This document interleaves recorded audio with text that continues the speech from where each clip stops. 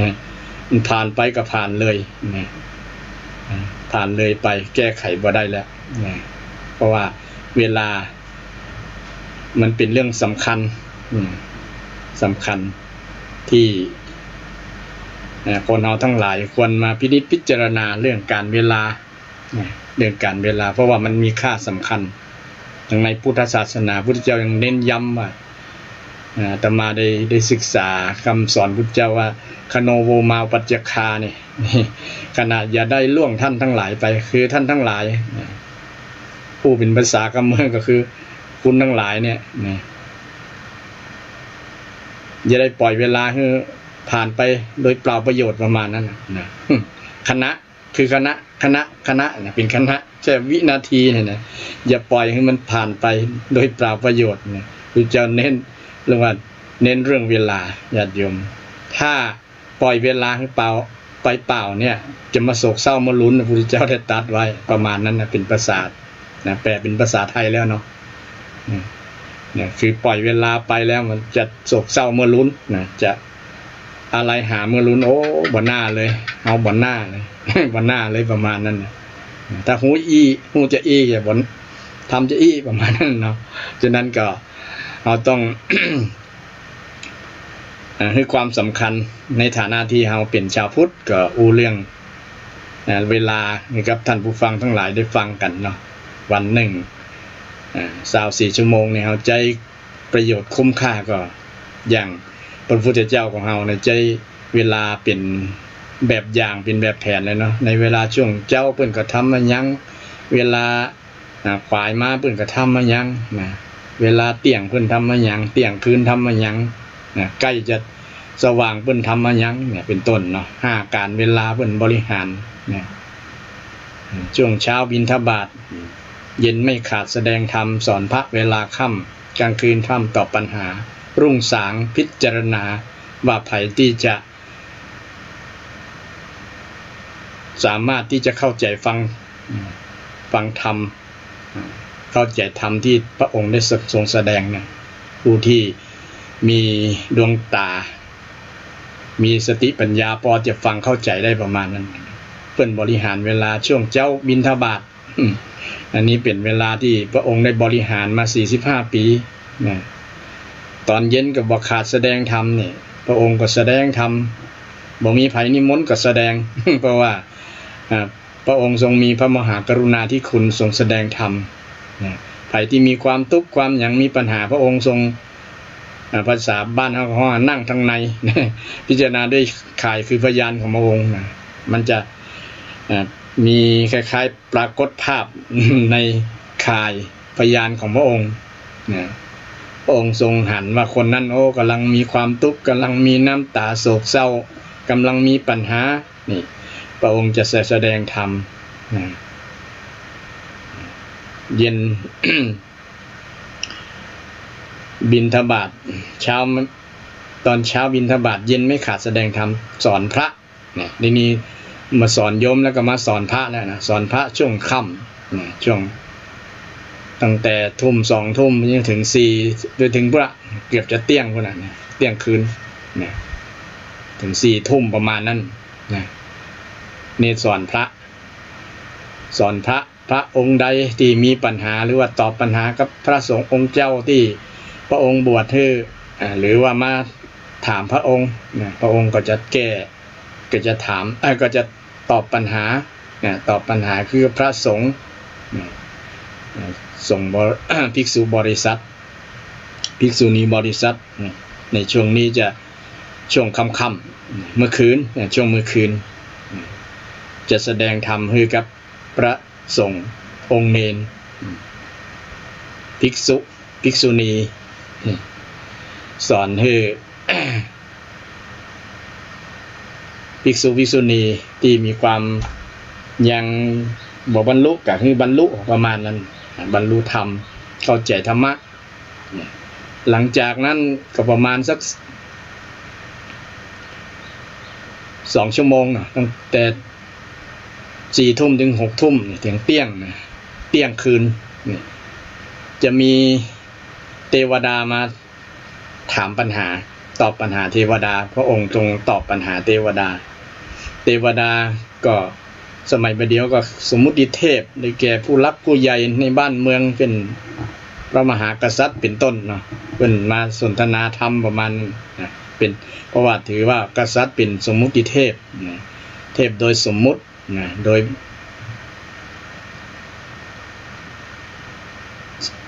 ซึ่งเป็น เหมือนกับเทวดา เทวดาเดินดินมาสนทนาธรรมเพราะว่าพระมหากษัตริย์นี่ก็ต้องมีธรรมทรงธรรมทรงศีลทรงธรรมทรงศักดิ์จึงก็จะต้องเอาธรรมะเนี่ยไปบูรณาการปกครองบ้านเมืองเพราะว่ามหากษัตริย์ต้องเป็นต้นแบบของไฟฟ้าประชาชนก็ต้องมีธรรมะปฏิบัติธรรมะเป็นแบบอย่างกับไฟฟ้าประชาชนเช่นเดียวกันบางครั้งข้อธรรมะบางข้อบางอย่างก็บ่เข้าใจก็ต้องมาถามพระพุทธเจ้าตลอดถึงเทวดาอยู่ชั้นเทวดาภพภูมิตั้งใดก็ตามที่ทราบข่าวพุทธเจ้าประทับอยู่ที่ใดก็มีความสงสัยอย่างในมังคลสูตรนะมงคลสูตรที่เป็นสูตรที่เทวดามีความสงสัยนะมีความสงสัยเมื่อละนะว่าอันอย่างคือมงคลกับชีวิตนี่พอพระพุทธเจ้าบรรลุตรัสรู้เป็นพระสัมมาสัมพุทธเจ้าเนี่ยก็ได้โอกาสมาถามนี่เป็นต้นที่เทวดาจากภพภูมิต่างๆที่มีความสงสัยมาเมินอย่างน้อย12 ปีแหละที่เถียงกันมาว่าอันยังเป็นมงคลเป็นอย่างบ่ได้ข้อตอบชัดเจนแต่เมื่อพระพุทธเจ้า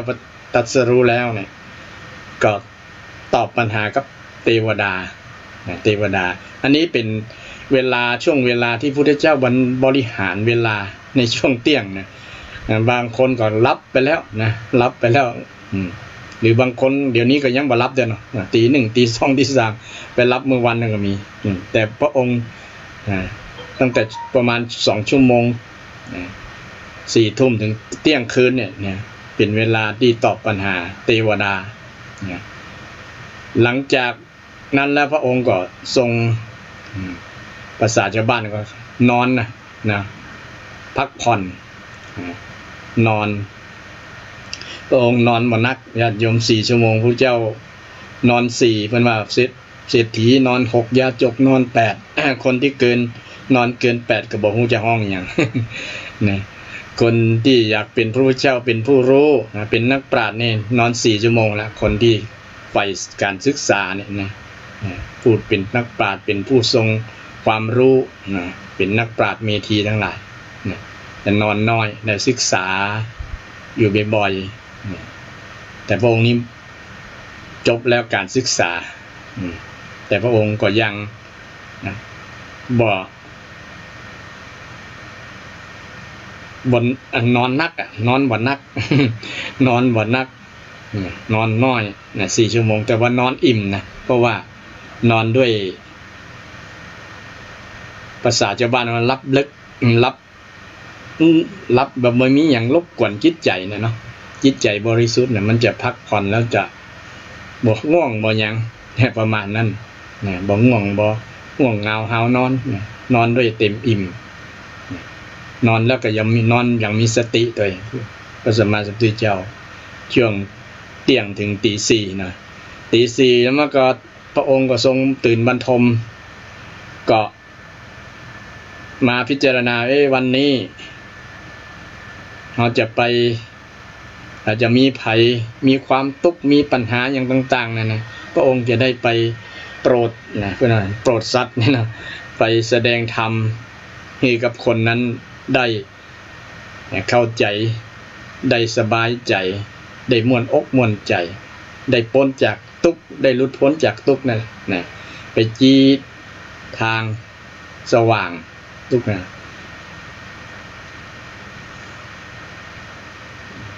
ชี้ทางพระนิพพานชี้สุขเกษมสารชี้ทางพระนิพพานอันพ้นโศกวิโยคภัยทรงไปจี้ให้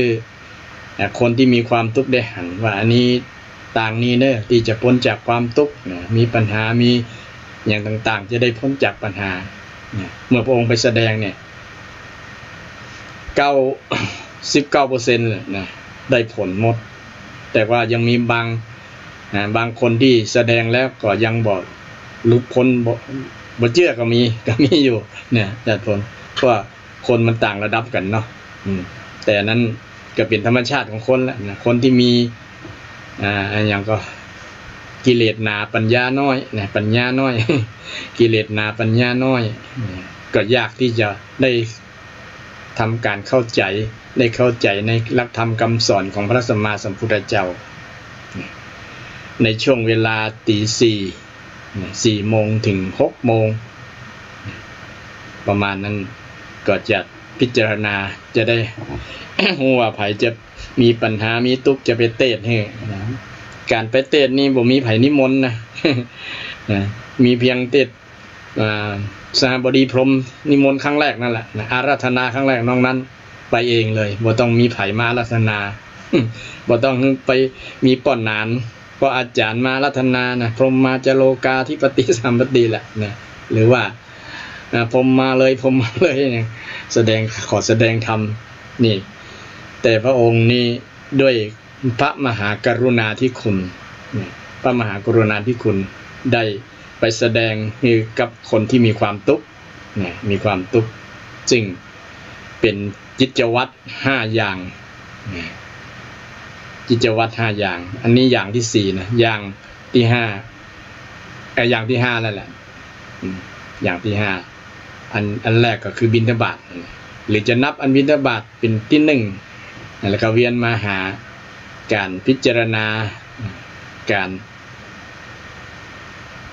ทรงหนังทางใน พิจารณาว่าไผที่จะมีความทุกข์ไผที่จะมีปัญหาพระองค์ก็ได้ส่งปฏิบัติแบบนี้มาโดยระยะเวลา45 พรรษา45 พรรษาจนพระองค์ปรินิพพานนี่เรื่องการเวลาการบริหารเวลาเนี่ยเราสามารถที่จะนำเอาปฏิปทาจริยวัตร ของพระสัมมาสัมพุทธเจ้ามาประยุกต์ใจก็ได้ประยุกต์คือบอดเอาเต็มร้อยนะบางคนว่าโอ้ไปนอน4 ชั่วโมงไปได้จะได้ นอน6 ชั่วโมงยังว่าน้อยไปบางคน8 ชั่วโมงตามหลักของกระทรวงสาธารณสุขคนนอน8 ชั่วโมง แต่มันจะนอนบ่เพียงพออย่างประมาณจะมีความคัดค้านในจิตใจแต่ลองพิสูจน์ดูสิพุทธเจ้ายังทำมาได้เนาะ45 พรรษาเนี่ยการบริหารเวลาแต่ส่วนนักคนเราจะมีความขี้ค้านนั่นเองบ่ทำบ่กำหนดกฎเกณฑ์เกี่ยวกับเรื่องเวลาละเวลานั้นจะไปทำงานเวลานี้จะทำจะอีนี่บ่ได้สนใจเรื่องจิตประจำนะถ้าคนมีระเบียบวินัยเรื่องการเวลาเนี่ยเพิ่นจะทำเป็นประจำอย่างพระสัมมาสัมพุทธเจ้าอย่างศรัทธาญาติโยมจะนำมาประยุกต์ใช้วันนี้เขาก็จะทำมันยังกับช่วงนี้เวลานี้จะทำยังก็เขียนเป็นบทบัญญัติให้กับตัวเก่าก็ได้นี่ ก็อ่านตามบทระเบียบกับตัวเก่าว่าจะบริหารเวลาบางคนก็มีงานนักก็ต้องบริหารให้ได้นะบริหารให้ได้ต้องเวลาส่วนหนึ่งก็ให้กับตัวเก่าเวลาส่วนหนึ่งก็ให้กับครอบครัวให้กับลูกกับเมียให้กับสังคมอย่างประมาณนั้นนี่ก็ต้องบริหารเวลาเอาหลักการทางพุทธศาสนาหลักการของพระพุทธเจ้ามาใช้หนึ่งใน ที่เราได้นับถือคำสอนของพระองค์ถ้าเรานับถือจริงๆเราก็ต้องนำหลักการปฏิบัตินำมาประยุกต์ใจเพื่อเกิดประโยชน์กับเราการเกี่ยวกับประเด็นเรื่องเวลามีบางรูปบางตนว่าการฆ่าเวลาเป็นบาปนี่เป็นต้นขนาดนั้นไม่ได้ถึงขนาดนั้นคือมันเสียโอกาสนะโยมเนี่ยเวลานี้ที่เขาปล่อยไปเนี่ยหมายถึงว่าเขาบอกมีความสนใจบ่งบอกถึงความบุคคลนั้นเป็นคน มีความขยันน้อยหรือว่าขี้ค้านนั่นนะภาษาขี้ค้านเลยบอกให้ความสนใจหรือไงนอนกินนอนแอลประมาณนั้นเอาเวลาไปใจอย่างนั้นหมดนะโดยที่ว่าคิดว่า อันนี้แหละเป็นความสุขประมาณนั้นที่จริงการคิดแบบนี้จะเป็นโทษกับตัวเก่านะเพราะว่าสั่งสมนิสัยความเกลียดค้านความเกลียดค้านความบ่มันมันจะทำให้เป็นผลเสียผลขี้ค้านบ่ใช่ว่ามันจะเป็นผลดีกับตัวเก่านะขี้ค้านต้องสังเกตขี้ค้านตั้งแต่ตื่นเช้ามาขี้ค้านล้างหน้าขี้ตาขี้หูขี้ตาเต็มไปนะมันก็ทำให้ใบหน้าที่ เคยสะอาดก็เปื้อนด้วยขี้หูขี้ตาเปื้อนด้วยขี้ไข่อย่างต่างๆมันก็บ่สะอาดนี่ผลเสียของคนขี้ค้านบ่มันทำความสะอาดฟันบดสีเคี้ยวสีฟันบ่อยๆนะฟันก็จะผุจะแมงนี่ผลเสียของการขี้ค้านอย่างก็ทำให้เสื่อมนั้นนะอย่างศรัทธาญาติโยมที่นักศีลนักฟังทั้งหลายบ่ฟังก็บ่ได้รู้คำสอนทางพระสัมมาสัมพุทธเจ้าบ่ได้เข้าใจคำสอนก็บ่ได้ประโยชน์จากพระพุทธศาสนาเป็นต้นต้องหมั่นฟังอย่างศรัทธาญาติโยมฟังเป็นประจำเนี่ยอาตมาต้องอนุโมทนาสาธุเป็นหน้าที่เป็นสิ่งที่ควรทำอยู่แล้วคือควรฟังเพราะว่าการฟังนี้เป็นการใช้เวลาที่เป็นประโยชน์เราบ่ต้องไปอย่างไปอ่านหนังสือคนเดียวไปดูตำรับตำราไปเปิดพระไตรปิฎกอย่างเดียวแต่เราฟังพระสงฆ์องค์เจ้าแสดงธรรมมันเป็นการลัดเวลาได้ใช้เวลาคุ้มใช้เวลาคุ้มว่าพระพุทธเจ้าแสดงธรรมยั้งบ้างเพราะว่าอย่างชีวิตของคฤหัสถ์ญาติโยมเนาะมันบ่มีเวลาที่จะปลีกมาเปิดตำรับตำราอ่านพระไตรปิฎกมาฟังนั้นฟังนี้แต่เฮา อาศัย เนี่ยช่วงที่เฮาทำการทำงานก็ได้ฟังไปนะเพราะว่ามันได้ทั้งสองมันบ่เสียประโยชน์ทั้งการทั้งงานก็ทำไปแต่ว่าจะเผลอกันแล้วกัน ญาติโยมที่ทำเกี่ยวกับเรื่องเครื่องจักรกลอย่างต่างๆในฟังยากอยู่เพราะว่ามันจะอันตรายเนาะจิตใจหูความรู้สึกส่วนหนึ่งก็อยู่ที่การฟังฟังแล้วใจมันก็ไปอยู่ที่เสียงใจมันไปอยู่ที่มือกับที่เท้าที่ตีนที่บังคับเครื่องจักรเครื่องยนต์เดี๋ยวเครื่องจักรเครื่องยนต์ก็จะ มาจัดการกับตีนกับมือเฮานะมือปุ๊บมือขาดไปแล้วอันนี้ต้องระมัดระวังถ้าจะทำงานสองอย่างพร้อมกัน แต่บางท่านทำไปตัวนั่นไปตัวที่บอกมีเครื่องจักรยนต์ดีถ้าจะทำเป็นอันตรายต่อร่างกายก็ทำได้สบายอย่างญาติโยมเป็นแม่ครัวก้าอย่างก้าเนี่ยเป็นหรือว่าทำการทำงานอยู่กับในสวนในบ้านที่มันบ่เสี่ยงต่อเครื่องจักรเครื่องยนต์เนี่ยก็ฟังได้สบายที่จะเป็นประโยชน์เป็นประโยชน์กับท่านผู้ฟังประโยชน์ของการฟังก็คืออู้กับศรัทธาญาติโยมบ่อยๆว่า1ได้ฟังสิ่งใหม่2ได้เข้าใจสิ่งเก่าได้3ได้บรรเทาความกังขาคือความสงสัยเนาะ4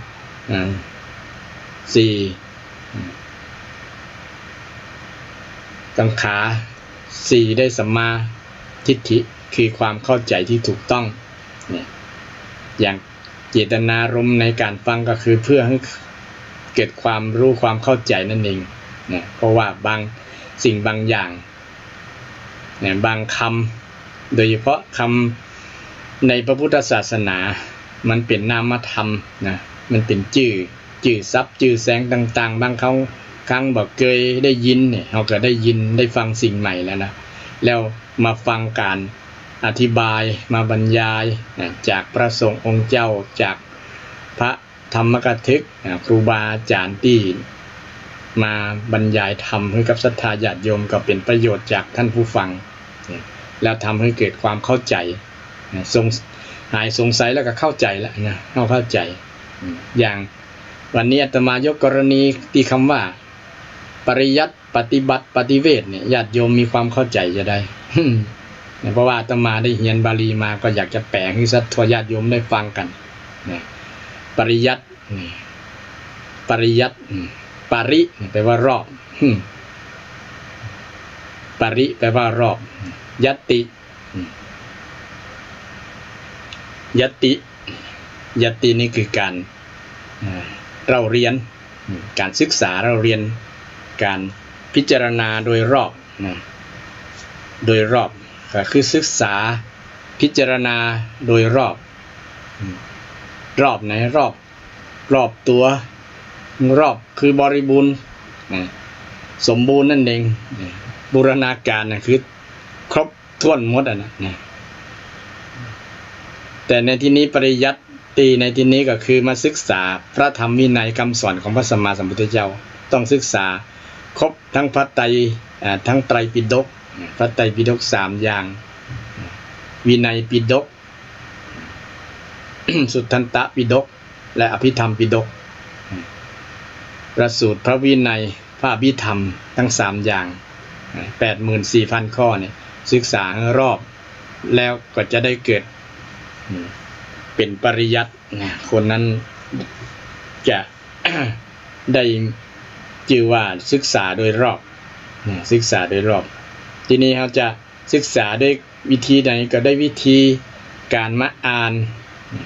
การฟังนี่เป็นต้นนะการฟังศึกษาจะทำให้เกิดความเข้าใจความรู้ในส่วนของทฤษฎีทฤษฎีว่าคำสอนมีอย่างพ่องเนี่ยที่พระเจ้าได้สอน 84,000 ธรรมขันธ์เนี่ยตั้ง 84,000 ข้อแต่ละข้อว่าด้วยเรื่องอย่างพ่องแยกเป็นพระสูตรพระสูตรมีกี่สูตรสูตรไหนว่าด้วยเรื่องอันยังต่างๆเนี่ยนะถ้าเราสามารถ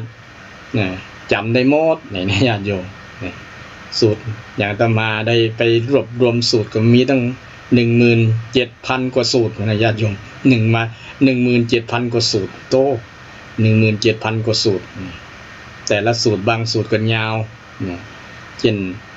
ที่มาในทีฆนิกายทีฆะแปลว่ายาวนะเนาะนี่ประสูตรที่ว่าด้วยเรื่องที่ยาวๆเนื้อหายาวๆเนี่ยเพิ่นก็เอาไว้นี่ทีฆนิกาย เป็นต้นนะมันก็ว่าด้วยเรื่อง เรื่องเกี่ยวกับบุคคลคนนั้นคนนี้เรื่องราวต่างๆพระสูตรเนาะพระวินัยเกี่ยวกับเรื่องข้อบทสิกขาบทเกี่ยวกับของพระภิกษุของภิกษุณีภิกษุณีแล้วก็ข้อปฏิบัติต่างๆเกี่ยวกับ เรื่องต่างๆไม่ว่าจะเป็นอธิกรณ์วาทาธิกรณ์วิวาทาธิกรณ์อนุวาทาธิกรณ์อปาตาธิกรณ์และกิจจาธิกรณ์อธิกรณ์ทั้ง4เกี่ยวกับเรื่องทั้งอธิกรณ์ต่างๆที่เป็นคำสอนเป็นข้อปฏิบัติเกี่ยวกับเรื่องหลักวินัยตั้งหมดตั้งมวลตัวหลายรวมหลายข้อโดยเฉพาะพระวินัยปิฎกก็มีตั้ง 21,000 21,000 ข้อ 21,000 ข้อพระสูตรก็ 21,000 ข้อพระอภิธรรมก็ 4,200 พระเทียน 22,000 รวมกันแล้วก็ 84,000 พระสูตร 21,000 พระวินัย 21,000 พระอภิธรรม 22,000 รวมกันก็เป็น 84,000 พระคำขันธ์พระวินัย 20,000 พระสูตร 20,000 พระอภิธรรม 42,000 รวมกันแล้ว 84,000 ข้อ 4,000 โอ้มาพิจารณาเรื่องข้อจำนวนก็นักหลายเนี่ยฉะนั้นจำนวนนักหลายเนี่ย ยากที่ไผที่จะอ่านแล้วจำได้หมดนะจะอ่านจบนี่ก็ยากอยู่ยัน อ่านจบเนาะอ่านจบไปแล้วก็ใจว่าจะจำต้องอ่านเป็นหลายรอบหลายนั่นถึงจะจำต้องมีเทคนิคในการจำถึงจะจำได้นะแล้วการจำนี่ก็เป็นอนิจจังบ่เที่ยงคือมัน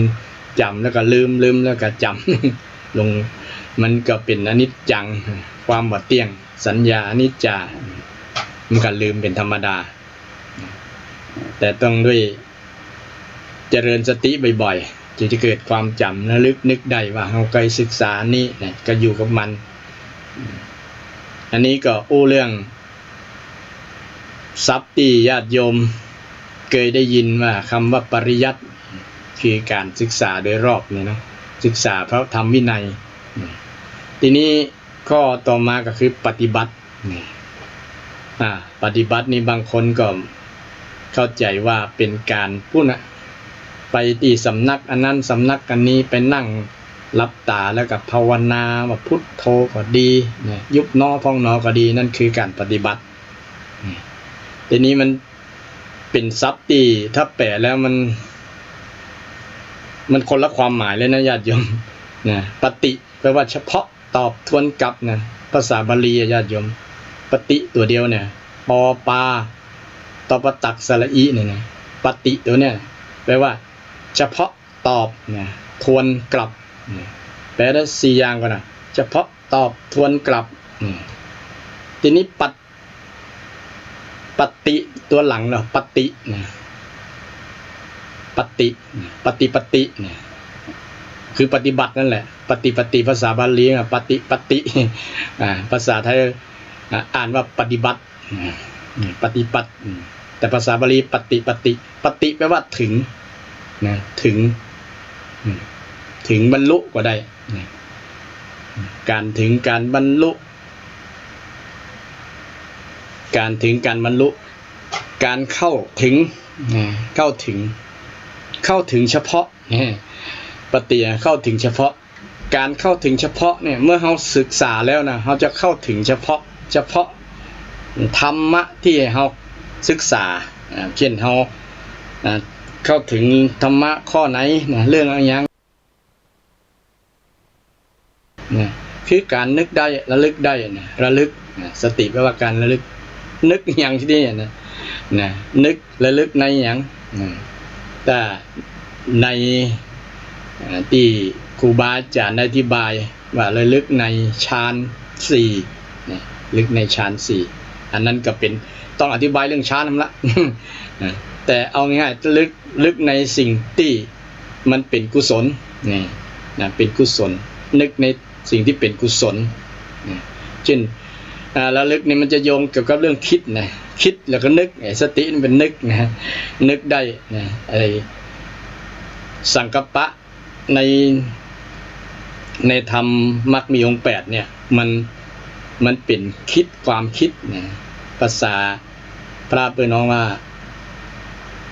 สังกัปปะ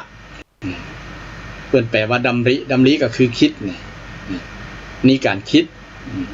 ระลึกคิดคิดระลึกมันต้องมีธรรมะมรรคมีองค์8มันจะต้องมีอย่างประสานสัมพันธ์กันเป็นกลมเกลียวกัน เป็นองค์ธรรมที่เกิดพร้อมๆกันนึกได้เกี่ยวกับเรื่องการคิดการคิดนี่อย่างคิดที่เป็นกุศลคิดที่เป็นกุศลคิดที่บ่เบียดเบียนคิดที่บ่ปองร้ายกันคิดแต่บ่ผูกโคตรคิดที่จะบ่เบียดเบียนตัวเก่าคือจะออกจากกามคุณนี่เป็นต้นระลึกแบบนี้ระลึกไปถึงสังกัปปะทีนี้โยงมาเรื่องที่ทรัพย์ที่อาตมานำมาโอว่าปฏิเนี่ยนะปฏิบัติคือการเข้าถึงอย่างการเข้าถึงธรรมมันจะเป็นเรื่องของบุคคลที่มีประสบการณ์คือมีผ่านการศึกษาปริยัติมาแล้วคือมาทำความเข้าใจในเรื่องของ ทฤษฎีมาทีนี้ก็ ทำความเข้าใจเกี่ยวกับปริยัตินั่นแหละทำความเข้าใจปริยัติแล้วจะเข้าถึงการเข้าถึงธรรมเนี่ยนะการเข้าถึงธรรมเปิดถึงว่าปฏิบัติธรรมคือการเข้าถึงธรรมเนี่ยอูเข้าใจง่ายเนาะการเข้าถึงธรรมการเข้าถึงธรรมะเข้าไปถึงเช่นเราไปถึงสถานที่ในน้ำตกเนี่ยนะมันจะเย็นเนี่ยเป็นต้นนะคนไหนไปถึงน้ำตกมันจะเย็นทุกคนเนี่ยการเข้าถึงธรรมะจะเย็นแบบนั้นก็เนี่ยมันจะรู้ไผรู้มันเป็นปัจจตังเนี่ยเช่นคนที่มีธรรมะมีเมตตาอย่างเป็นต้นเนาะนะไผที่มีเมตตาคนนั้นจะรู้เองญาติโยมเนี่ยจะรู้ผลของความมีเมตตาเนี่ย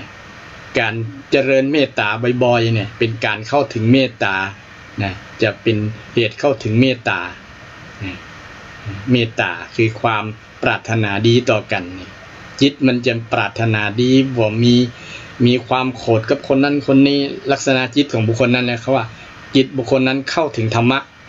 เข้าถึงธรรมะนะจะบ่โกรธหรือไผจะบ่เกลียดไผจะบ่จังไผเนี่ยเป็นการเข้าถึงเป็นปฏิบัติจริงๆนะปฏิบัติแล้วความโกรธจะบ่มีในจิตใจเพราะว่ามันมีเมตตามันก็ญาติโยมเนี่ยฉะนั้นคนปฏิบัติธรรมนึงมันจะแก้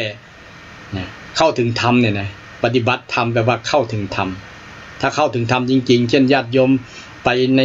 สำนักปฏิบัติต่างๆเนี่ยต้องเข้าถึงธรรมให้ได้บ่ใช่ว่าปิกบ้านมาโคตรให้ลูกหลานเหมือนเดิม จมที่อย่างเนี่ยแสดงว่าเข้าบ่ถึงธรรมะนี่ปฏิบัติเพียงแต่หายใจเข้าออกพุทโธบ่ได้นะเหมือนกับนกแก้วนกขุนทองประมาณนั้นแต่เมตตาธรรมบ่เกิดในจิตใจคือบ่ปฏิบัติธรรม บ่ปฏิบัติธรรมอาตมาอธิบายแบบเนี้ยเป็นลักษณะที่อธิบายเข้ากับซับแสงซับที่ว่าปฏิเนี่ยญาติโยมปฏิที่เฮาใช้ว่าไปปฏิบัติธรรมเนี่ยต้องไปให้เข้าถึงธรรมเนี่ยถึงจะปฏิบัติธรรมได้ญาติโยมนะอย่าง กรณีพระภิกษุหลายรูปหลายตนก็ดีนะญาติโยมก็ดีไปสำนักนั้นสำนักนี้ครูบาอาจารย์นั้นก็ ก็ต้องเข้าใจว่าการปฏิบัติธรรมจริงๆมันต้องเข้าถึงธรรม เข้าถึงธรรมจริงๆเหมือนเราไปสถานที่แห่งใดแห่งหนึ่งต้องไปเข้าถึงที่นั้นนะถึงให้ได้ว่าที่นั้นเป็นยังไงนั่นแหละมันจะทีนี้ก็จะนำไปสู่คำที่ว่าปฏิเวทปฏิเวทเมื่อเข้าถึงแล้วก็จะโอ้มันเป็นอีโลเนี่ยอันนี้แหละปฏิเวทญาติโยมมันได้รับผลปฏิเวทแปลว่าแทงตลอดทะลุปุโป่งปฏิก็เฉพาะเหมือนกันปฏิเวทะแปลว่าแทงทะลวงชัยใจภาษาคำมือใจเนาะจีก็ไปมันทะลุปุโป่งมันหันเอาเป็นอีโลเนี่ยเป็นต้นนะทางในเป็นอีโลอย่างเป็นต้นนะเพราะว่าทางใน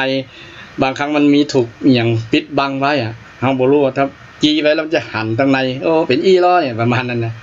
อีโลนี่แหละปฏิเวทคือทะลุปุโป่งทะลวงเลยแทงตลอดเนี่ยการปฏิเวทเนี่ยการได้รับผลจากการปฏิบัติคือเข้าถึงเนี่ยมันจะเชื่อมโยงกันมาทั้งปริยัติปฏิบัติปฏิเวทญาติโยมอันนี้เป็นการอธิบายของอาตมาคนเดียวนะ บอกเกี่ยวกับตามครูบาอาจารย์นะให้ศรัทธาญาติโยมได้พิจารณาว่ามันเป็นจริงเป็นลักษณะนี้ก่อนนะตามหลักทรัพย์แสงของวินัยนะทรัพย์แสงของธรรมะที่เป็นภาษาบาลีปริยัติก็ดีปฏิบัติก็ดีปฏิเวทก็ดีเนี่ยญาติโยมก็คงได้คุ้นหูอยู่เนาะปริยัติปฏิบัติปฏิเวทเทศนาอย่างที่ตุเจ้ามีหน้าที่ ต้องปริยัติต้องเรียนรู้ทฤษฎีก่อนว่าพระธรรมวินัยมีอย่างพ้องมีกี่ข้อมีสอนไว้จะได้เนี่ยเป็นเรื่องของปริยัติปฏิบัติก็คือนำมาพิจารณาเข้าถึงข้อธรรมที่ได้ศึกษาที่ได้ศึกษาไว้มาวิจัยก่อนธรรมวิจยะเนี่ยนะมาวิจัยธรรมเนี่ยจะเข้าถึงธรรมในโพชฌงค์เนี่ยนะเป็นองค์ตรัสรู้จะได้ทะลุปุโป่งเนี่ยวิจโยธรรมวิจโยธรรมวินโยก็ได้เนี่ย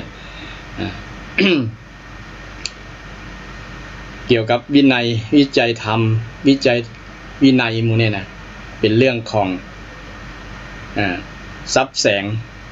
ที่เราจะต้องทำความเข้าใจญาติโยมคงบ่เคยได้ยิน ไผอธิบายแบบนี้เนาะอันนี้เป็นลักษณะญาติโยมลองพิจารณาดูว่ามันเป็นลักษณะนี้ถูกต้องไหมนี่เช่นคนไปปฏิบัติธรรมสำนักนั้นสำนักนี้เนี่ยไปนั่งแล้วว่าถามว่าไปปฏิบัติธรรมมาเนี่ยก็ต้อง มีเมตตามาหลังจากปฏิบัติแล้วได้เมตตาจริงๆนะไผว่าบอกโคตรมีแต่เมตตามีแต่ความฮักลูกฮักหลานบ่จังบ่จมนี่เป็นต้นนะไปปฏิบัติธรรมมาแล้วนะต้องเข้าถึงแบบนี้เนี่ยเข้าถึงธรรมบ่ใจว่าปิกบ้านมาแล้วก็มาจมให้ลูกให้หลานอยู่นี่เป็นต้นเนี่ยให้ลูกให้หลานไปวัดมาแล้วนี่เป็นต้นนะไปวัดต้องถึงวัดนะไปวัดใจเนาะนะคำว่าวัดเนี่ยคือวัดจิตวัดใจตัวเฮานี่แหละเนี่ยญาติโยมไปวัดเป็นดัชนีตัวหนึ่งไปวัดแล้วก็เข้าถึงวัด วัดปฏิบัติเนี่ยวัดปฏิบัติตัวนี้นะต้องเข้าถึงเนี่ยเข้าถึงธรรมะเนี่ยวันนี้นำเรื่อง ทรัพย์บางอย่างมาปูให้ศรัทธาญาติโยมโดยเฉพาะเรื่องทรัพย์แสงต่างๆกับบาลีเพื่อเป็นสาระประโยชน์ในการฟังญาติโยมอาจจะบ่เคยฟังที่ไหนเพราะว่าทรัพย์แสงบางอย่างอาตมาได้เรียนบาลีมาก็อยากเอาความรู้ในส่วนนี้มาแยกทรัพย์ต่างๆให้ศรัทธาญาติโยมได้ฟังกันนะเพื่อจะเป็นประโยชน์กับท่านผู้ฟังและในอธิบายเกี่ยวกับโยงไปถึงธรรมะแต่ละอย่างเนี่ยบางครั้งมันเกี่ยวข้องกับทรัพย์แสงต่างๆนะถ้าเราแจ่มแจ้งในนิรุตติเนี่ยเข้าใจในเรื่องภาษาทรัพย์ภาษาต่างๆเนี่ยแยกออกเป็นนั่นเป็นนี่มันก็จะทำให้เราเข้าใจถูกต้องได้ญาติโยมเข้าใจถูกต้องได้ตรงประเด็นเช่นอย่างคำว่านิพพานเช่นเดียวกันนิพพานเนี่ยถ้าเอาอย่างอาตมาได้เรียนบาลีมาแต่ก่อนบอกว่านิพพานคืออย่างคือดับอย่างเป็นต้นนะมันก็ได้อู้ตามครูบาอาจารย์หรืออู้ตามผู้ที่ปฏิบัติแต่ถ้าเอาไปเรียนบาลีมาแล้วสามารถแปลได้หลายอย่างญาติโยมเนี่ยจากคำนิพพานเนี่ยนิสระอีนอหนูสระอีเนี่ยแปลได้ทั้ง4อย่างของเราญาติโยมนะ4อย่างนิแปลว่าเข้าก็ได้ลงก็ได้นะไม่มีก็ได้ออกก็ได้นะนิตัวเดียวเนี่ยนิเข้าลงนิไม่มีออก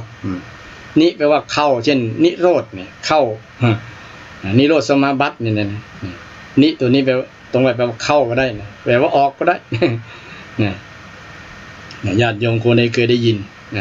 นอนหนูสลีเนี่ยแปลได้4ในนะแปลได้4ในรุทะธาตุในความเสียดแทงแปลว่าไม่เสียดแทงก็ได้ญาติโยมเนี่ยอันอย่างไม่เสียดแทงไม่มีสิ่งที่เสียดแทงสิ่งที่ไม่เสียดแทงจิตใจได้นะโลภก็มาเสียดแทงจิตใจก็บ่ได้หลงก็มาเสียดแทงจิตใจบ่ได้คนนั้นคือบ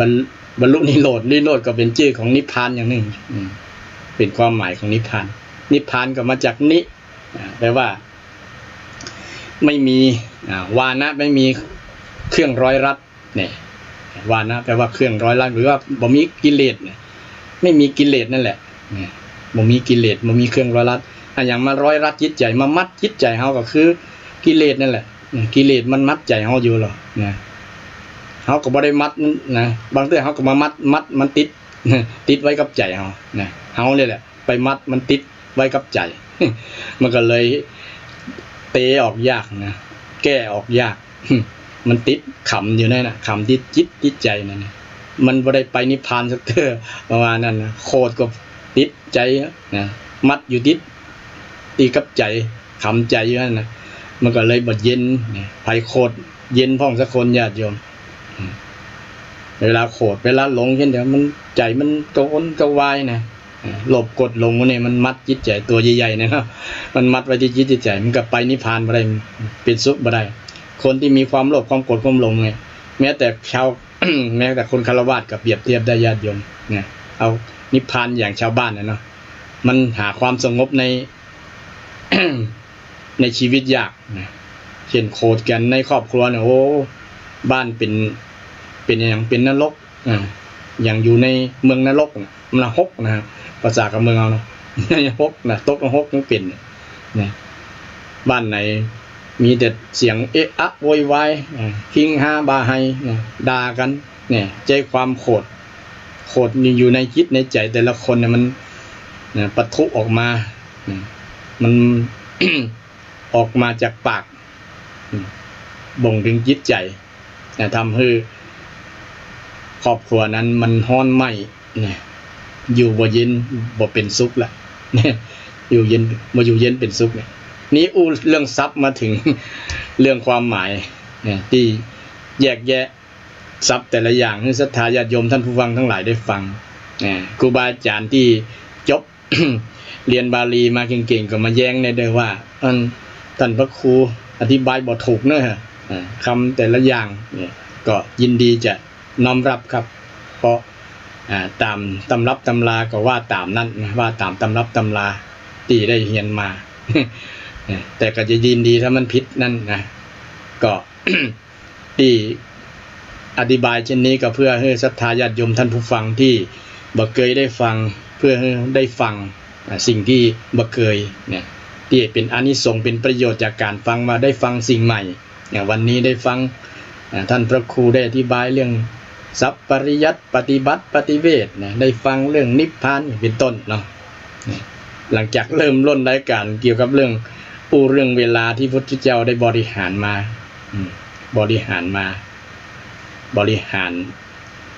เป็นพุทธกิจของพระองค์แล้วก็โยกมาถึงเรื่องพระธรรมคำสอนที่เป็นคำสอนของพระพุทธเจ้าเนี่ย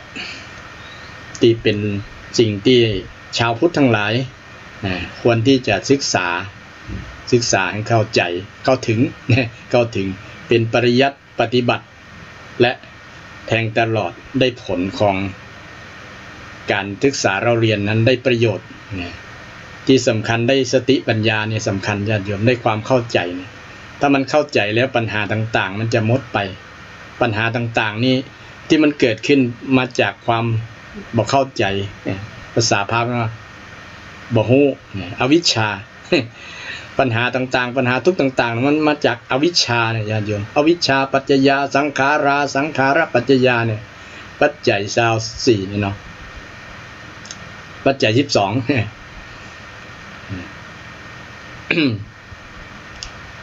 ที่มันเป็นสิ่งที่อาศัยซึ่งกันและกันเกิด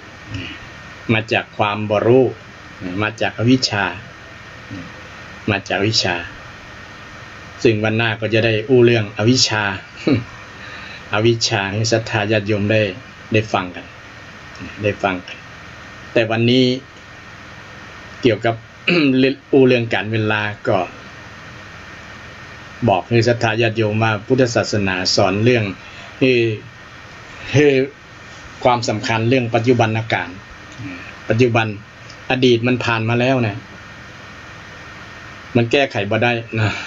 อนาคตก็ยังบ่ถึงเตื้อบ่ฮู้ว่ายังมันจะเป็นจะใดแต่ขอให้เน้นที่เรื่องปัจจุบันถ้าเฮาสร้างปัจจุบันดีอนาคตก็บ่ต้องไปคิดอย่างนักมันถึงออกมาดีมันถึงออกมาดีเพราะว่าถ้าวันนี้วันพุธก็เป็นผลที่จะเกิดขึ้นหรือว่าทำเวลานาทีนี้นาทีหน้ามันก็จะเกิดผลอันนี้เป็นเรื่องเกี่ยวกับการเวลาที่ พระพุทธเจ้าได้สอนไว้เน้นเรื่องปัจจุบันการเพราะว่าปัจจุบันการนี้มันให้เราอยู่กับปัจจุบันขณะนะพุทธเจ้าที่ว่าตรัสว่าคโนโวมาอุปัจจคาขณะอย่าได้ล่วงท่านทั้งหลายไปก็คืออยู่กับขณะนี้เนี่ยเดี๋ยวนี้นั่นเองเดี๋ยวนี้นะเพราะว่าเวลามันก็ผ่านไปทุกเสี้ยวทุกวินาทีเนี่ยบ่ใช่ว่านาทีวินาทีผ่านไปแล้วอย่างอาตมาพูดตะกี้ก็ผ่านไปแล้วเนี่ยเป็นอดีตไปแล้วเป็นอดีตไปแล้วเริ่มต้นตั้งแต่บ่ายโมงเดี๋ยวนี้บ่าย2:08 นาทีเนี่ยไอชั่วโมงปลายนั้นเป็นอดีตไปแล้ว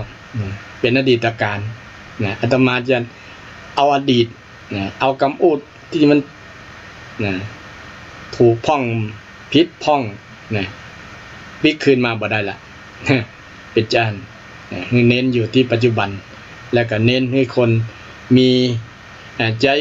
ปัจจุบันเนี่ยให้เป็นประโยชน์ใจให้เวลาให้เป็นสุขนั่นเองเนี่ยจะได้ให้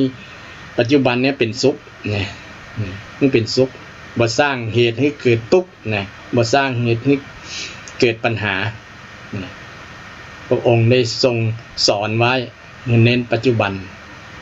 เน้นปัจจุบันถ้าเราได้ให้ความสำคัญปัจจุบันเนี่ยคนก็บ่ต้องไปกังวลเรื่องอนาคตเพราะว่าผลถ้าคนเอาเชื่อเรื่องผลเรื่องกรรมการกระทำเชื่อเรื่องลักกรรมเนี่ยเนาะการกระทำดีเนี่ยนาทีนี้นาทีหน้าก็ได้รับผลของการทำดีในนาทีนี้ ทำบุญทำดีในชั่วโมงนี้มันก็ได้ชั่วโมงหน้านี่มันก็เป็นลักษณะนี้ญาติโยมบ่ต้องไปหวังทำดีแล้วนะ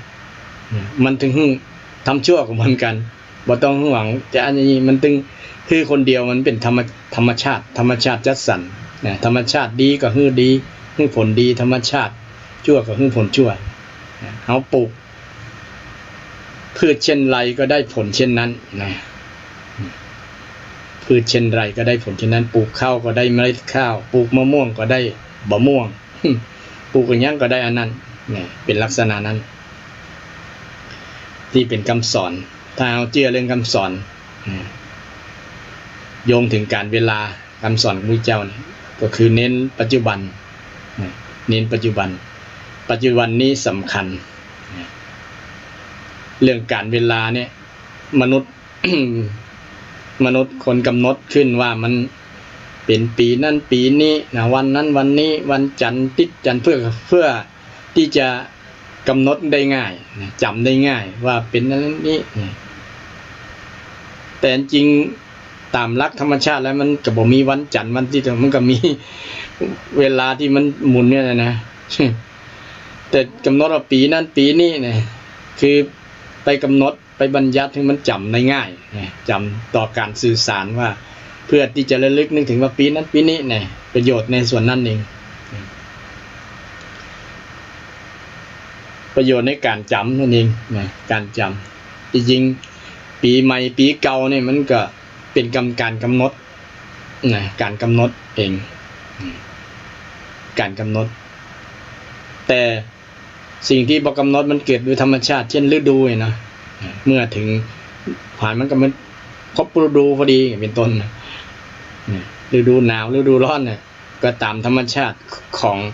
โลกที่มันหมุนรอบดวงอาทิตย์เนี่ยโลกที่หมุนรอบตัวเก่าเนี่ยมันก็เกิดตามธรรมชาติแบบนี้ที่ว่ากำหนดปีนั้นปีนี้ปีใหม่ปีเก่าเนี่ยสิ่งที่มนุษย์กำหนดเองเนี่ยกำหนดเอาเองเนี่ยอย่างคนไทยแต่ก่อนก็กำหนดปีใหม่บ่แจ้งเหมือนบัดเดี๋ยวนี้เนาะกำหนดเป็นนับเป็นอย่างเป็นเดือนทางจันทรคติเนี่ยเดือนเกียงเดือนอ้าย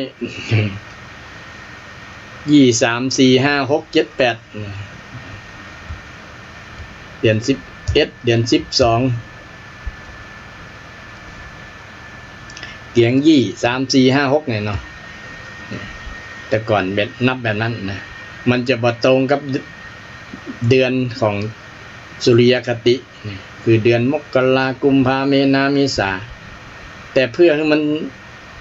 ประโยชน์ในการสื่อต่อกันง่ายๆเนี่ยก็เลยเอาเป็นเดือนสากลที่นับทางจันทรคติมันจะแม่นยำกว่าประมาณนั้น เพราะว่ามันจะตรงกว่าเพราะว่าเดือนจันทรคติเนี่ยบางครั้ง มันน้อยกว่าไงมันหมุนรอบพระจันทร์หมุนรอบโลก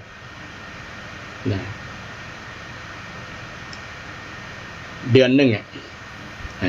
รอบหนึ่งมันจะใช้เวลาบางครั้งก็ได้แค่29 วันบางเดือนก็ได้30 วันมันก็จะเลยน้อยกว่า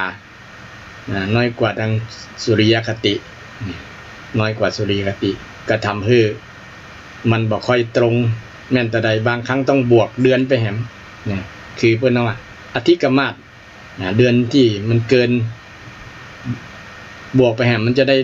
ตัดกันพอดีมันจะได้ตรงกันพอดีเนาะตรงกันจะเริ่มแต่นั่นก็บ่ตรงแต่ทีเดียวเช่นเดือนนี้เป็นเดือนธันวาเดือนทางจันทคติมันเป็นเดือน3ไปแล้วเนาะญาติโยมจะเข้าเดือน4แล้วเนี่ยจะเข้าเดือน4แล้วเนาะจะเข้าจะแม่นเดือน3อยู่เดือน3เดือนธันวานี่เดือนวันที่29เนาะจะเป็นเดือน4ปิงเนี่ยเดือน4ไปแล้วเนี่ยมันยังบ่เริ่มปี64เลย มันเกินไป4เดือนไปแล้วนะถ้านับแบบนี้นะ เกินไป4เดือนอันนี้อู้เรื่องการสมมติเรื่องวันเวลาเนี่ยเพื่อให้การกำหนดแก่การจำที่มนุษย์ที่คนเฮาทั้งหลายมีความชาญฉลาดในการที่จะทำให้เกิดจำสมมุติบัญญัติขึ้นเพื่อการสื่อสารกันเพื่อการจำแต่จริงๆเวลาจริงๆเนี่ยมันก็เป็นธรรมชาติแบบนี้วันหนึ่งมันก็มีเมื่อวันเมื่อคืนใจเวลาแต่กำหนดนับแล้วก็24ชั่วโมงแต่มันก็บางครั้งก็บ่ตรงเป๊ะเด้อนะมันก็ยังตัดอยู่เนี่ยอาจจะมี23ปลายก็ประมาณนั้น23ปลายนี่อาจจะบวกวันเนี่ยบวกวันมันเกินมันลดไปก็มีเป็นต้นช้าไปเร็วไปก็มีการหมุนของโลกก็ดีหมุนรอบตัวเก่าก็ดีหมุนรอบโลกก็ดีมันจะบ่ตรงเป๊ะแต่ก็ถือว่าจะเป็นธรรมชาติเข้ากับใกล้เคียงกับธรรมชาติใกล้เคียงกับธรรมชาติแต่จะได้ก็เป็นสิ่งที่เรื่องการเวลาก็เป็นเรื่องเตือนจิตเตือนใจอย่างหนึ่งเนาะเตือนจิตเตือนใจว่าเวลาผ่านมาแล้วเด้อวันนั้นวันนี้เนี่ยมันบ่ทำให้คนได้เกิดความประมาทบ่ให้คนลืมนะบ่คือลืมบางครั้งลืมหรอกแต่บ่มีกำหนดว่าวันนั้นวันนี้เนาะมันจะลืมนะลืมทำไปพลาดไปพลั้งไปเลยการเป็นเรื่องประมาทในเรื่องเวลา เพราะว่าบ่ใส่ใจบ่ใส่ใจจำนั่นเองเนาะบ่ใส่ใจจำเลยทำให้ประมาทพลาดไปในเรื่องการเวลาแต่นี้เรื่องการเวลานี่บ่สำคัญญาติโยมสำคัญที่เราจะใช้เวลาเวลาไม่สำคัญที่เราจะใช้เวลาที่ใช้เวลาเพิ่นธรรมชาติเพิ่นกำหนดว่า24ชั่วโมงเนี่ยเราจะใช้เวลามันคุ้มจะได้เหมือนกับเราใช้ทรัพย์สินเงินทองอย่างอื่นเนาะใจมันคุ้มเนี่ยคุ้มประโยชน์เพิ่นก็แบ่งมา24ชั่วโมงเช่นเดียวกันก็เลยคือศรัทธาญาติโยมทั้งหลายไปนึกถึงพระพุทธเจ้าที่เพิ่นบริหารเวลาอย่างที่กล่าวมาในเบื้องต้นรายการที่พระพุทธเจ้าได้บริหารเวลาทั้ง5อย่างเป็นพุทธกิจและที่สำคัญชาวพุทธก็ควรที่จะใช้เวลาเกี่ยวกับช่วงเวลาจะว่าปีใหม่ปีเก่าก็แล้วแต่นะก็ต้องใช้เวลาแบบอยู่ให้ชีวิตเราจะอยู่ให้เป็นอยู่จะได้ญาติโยมสำคัญที่การอยู่เนี่ยอยู่ให้เป็นใช้เวลาให้เป็นชีวิตควรเป็นอยู่จะได้เนี่ยเนาะจะอยู่จะได้คุ้มเวลาใช้เวลาคุ้มใช้เวลาให้เป็นประโยชน์ก็ต้องอยู่อย่างบ่เบียดเบียนกันการอยู่บ่เบียดเบียนเนี่ยเป็นการใช้เวลาที่เป็นประโยชน์ญาติโยมบ่เบียดเบียนทั้งคนอื่นและบ่เบียดเบียนตัวเก่าบ่เบียดเบียนตัวเก่าตัวบ่เบียดเบียนคนอื่นตัวถึงวันนี้เพราะมันเบียดเบียนกันนี่แหละสังคมเลยวุ่นวายเป็นทุกข์เป็นปัญหาต่างๆเราจะดูข่าวมีการทำลายกันก็ดีฆ่ากันก็ดีเกี่ยวกับคดีโจรกรรมก็ดีลักจี้ขโมยต่างๆเนี่ยเป็นการเบียดเบียนกันทั้งนั้นเนี่ยเรื่องราวเกี่ยวกับเรื่องชู้สาวเรื่องการหย่าร้างต่างๆเนี่ยเป็นเรื่องการเบียดเบียนกันเพราะว่า ครอบครัวบางครอบครัวมีกิ๊กมีอย่างเนี่ยมีคนอื่นนะมันก็บ่อยู่ด้วยบ่อยู่ด้วยการที่เห็นอกเห็นใจกันนะเอื้ออาทรต่อกันมีเมตตาต่อกันนะสงสารกันเอ็นดูกันและยึดถึงความถูกต้องความถูกต้องยึดถึงเรื่องธรรมะเรื่องความดีงามบ่ได้ยึดอย่างนั้นก็เลยมีปัญหากันเกิดขึ้นในสังคมคือว่าเราต้องอยู่ด้วยความบ่เบียดเบียนพระพุทธเจ้าได้ตรัสไว้ในวันมาฆบูชาอนุปคาโตอนุปวาโทไม่เบียดเบียนไม่ว่าร้ายกันเกี่ยวกับกายก็ดีบ่ได้เบียดเบียนดังกายบ่ได้ไปฆ่ากันบ่ได้ไปว่ากันกล่าวร้ายกันด้วยวาจาด้วยกรรมกรรมจาเป็นเรื่องสำคัญที่ทำให้เกิดปัญหาต่างๆยิ่งปัจจุบันเนี่ยทาง สื่อออนไลน์ต่างๆนะมันก็เป็นสัญลักษณ์บ่งบอกถึงเป็นวจีกรรมเนาะเนี่ยโพสต์กันก็ดี ทาง Facebook ทางไลน์ทางอย่างต่างๆ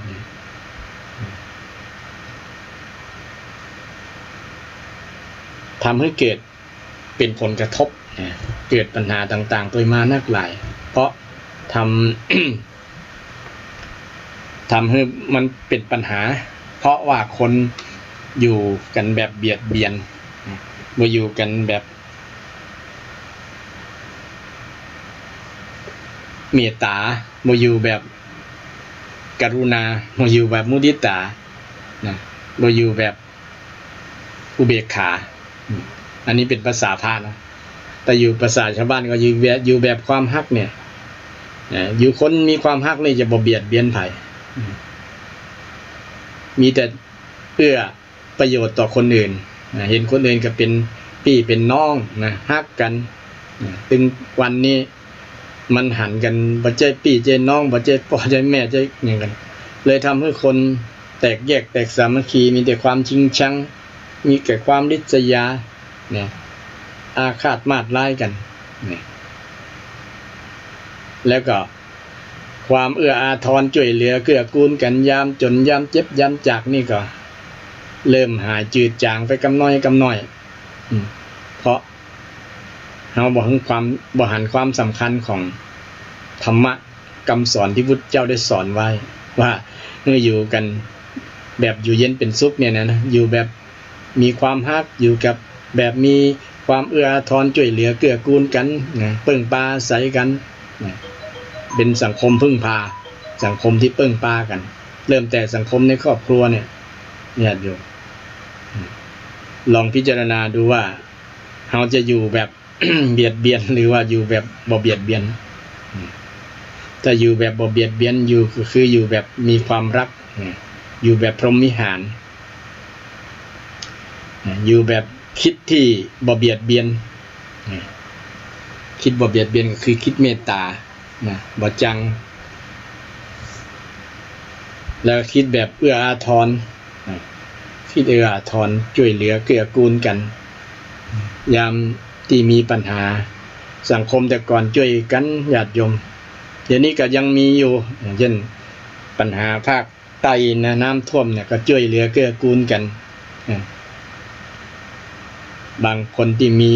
เงินมีทองมีของใจมีของกินต่างๆก็ส่งไปบรรเทาปัญหาน้ำท่วมทางภาคใต้ภาคใต้โอ้เป็นตีเอ็นดูบางปีบางแห่งท่วมมิดหลังคาก็เดือดร้อนกันหลายเป็นพันๆหลังคาเรือนเป็นหลายจังหวัดนี่เป็นต้นเป็นสังคมที่ชาวไทยที่ช่วยเหลือเกื้อกูลกันยิ่ง สมัยไม่ใช่สมัยแล้วสมัยประเดี๋ยวนะเนาะช่วงที่โควิดเริ่มใหม่ๆเนี่ยสังคมไทยช่วยเหลือเกื้อกูลกันยามมีภัยมีปัญหามีความทุกข์ต่างๆเนี่ยสังคมไทยเป็นสังคมที่ช่วยเหลือเกื้อกูลกันเป็นสังคมที่อบอ้อมอารีเนี่ยเป็นสังคมที่น่าอยู่แล้วมีความสุขความสุขของคนเราด้วย ได้จากการช่วยเหลือเกื้อกูลกันคนที่ยื่นมือให้เนี่ยเป็นคนที่มีกรุณาความเอื้ออาทรหากคนอื่นมีปัญหามีความทุกข์เนี่ยอยากจะช่วยคนนั้นให้พ้นจากทุกข์เนี่ยมีพระพุทธเจ้าเป็นต้นญาติโยมคนไหนที่มีปัญหาเนี่ยพระองค์ยื่นมือไปเตียวไปเลยนะแต่ก่อนบ่มีพานะเตียวไปเทศให้ฟังเทศให้ฟังแล้วสบายใจม่วนอกม่วนใจโอ้แต่รอพระพุทธเจ้าสอนแบบนี้เนี่ยวิธีแก้ปัญหาเป็นอย่างนี้พระพุทธเจ้าได้แสดงให้ได้ฟังได้เข้าใจเป็นสังคมชาวพุทธเนี่ยสังคมผู้รู้เนี่ยคนผู้เป็นผู้รู้เนี่ยจะรู้ว่าอันอย่างดีบ่ดีอันอย่างเป็นบาปเป็นบุญเป็นคุณเป็นโทษเนี่ยและจะเป็นคนที่มีจิตเอื้ออาทรญาติโยมเป็นผู้มีจิตเอื้ออาทรร้อนใจยามคนหันคนได้รับ มีปัญหาเกิดความทุกข์เนี่ยจะช่วยเหลือจะยื่นมือไปช่วยเหลือคนฉะนั้นเราอยู่แบบบ่เบียดเบียนเนี่ยเป็นการอยู่ที่ของคนชาวพุทธโดยแท้เลยญาติโยมและก็ปฏิบัติตามหลักของมรรคมีองค์8เป็นวิถีชีวิตของชาวพุทธมรรคมีองค์8ว่าสัมมาทิฏฐิเป็นต้นต้องเข้าใจถูกต้องก่อนต้องมีความเข้าใจว่า ปัญหาสิ่งที่ทำให้เกิดปัญหาวิธีที่จะแก้ปัญหาเนี่ยปัญหาหมดไปเนี่ยต้องเข้าใจในส่วนนี้เนี่ยเมื่ออยู่ร่วมกันก็ต้อง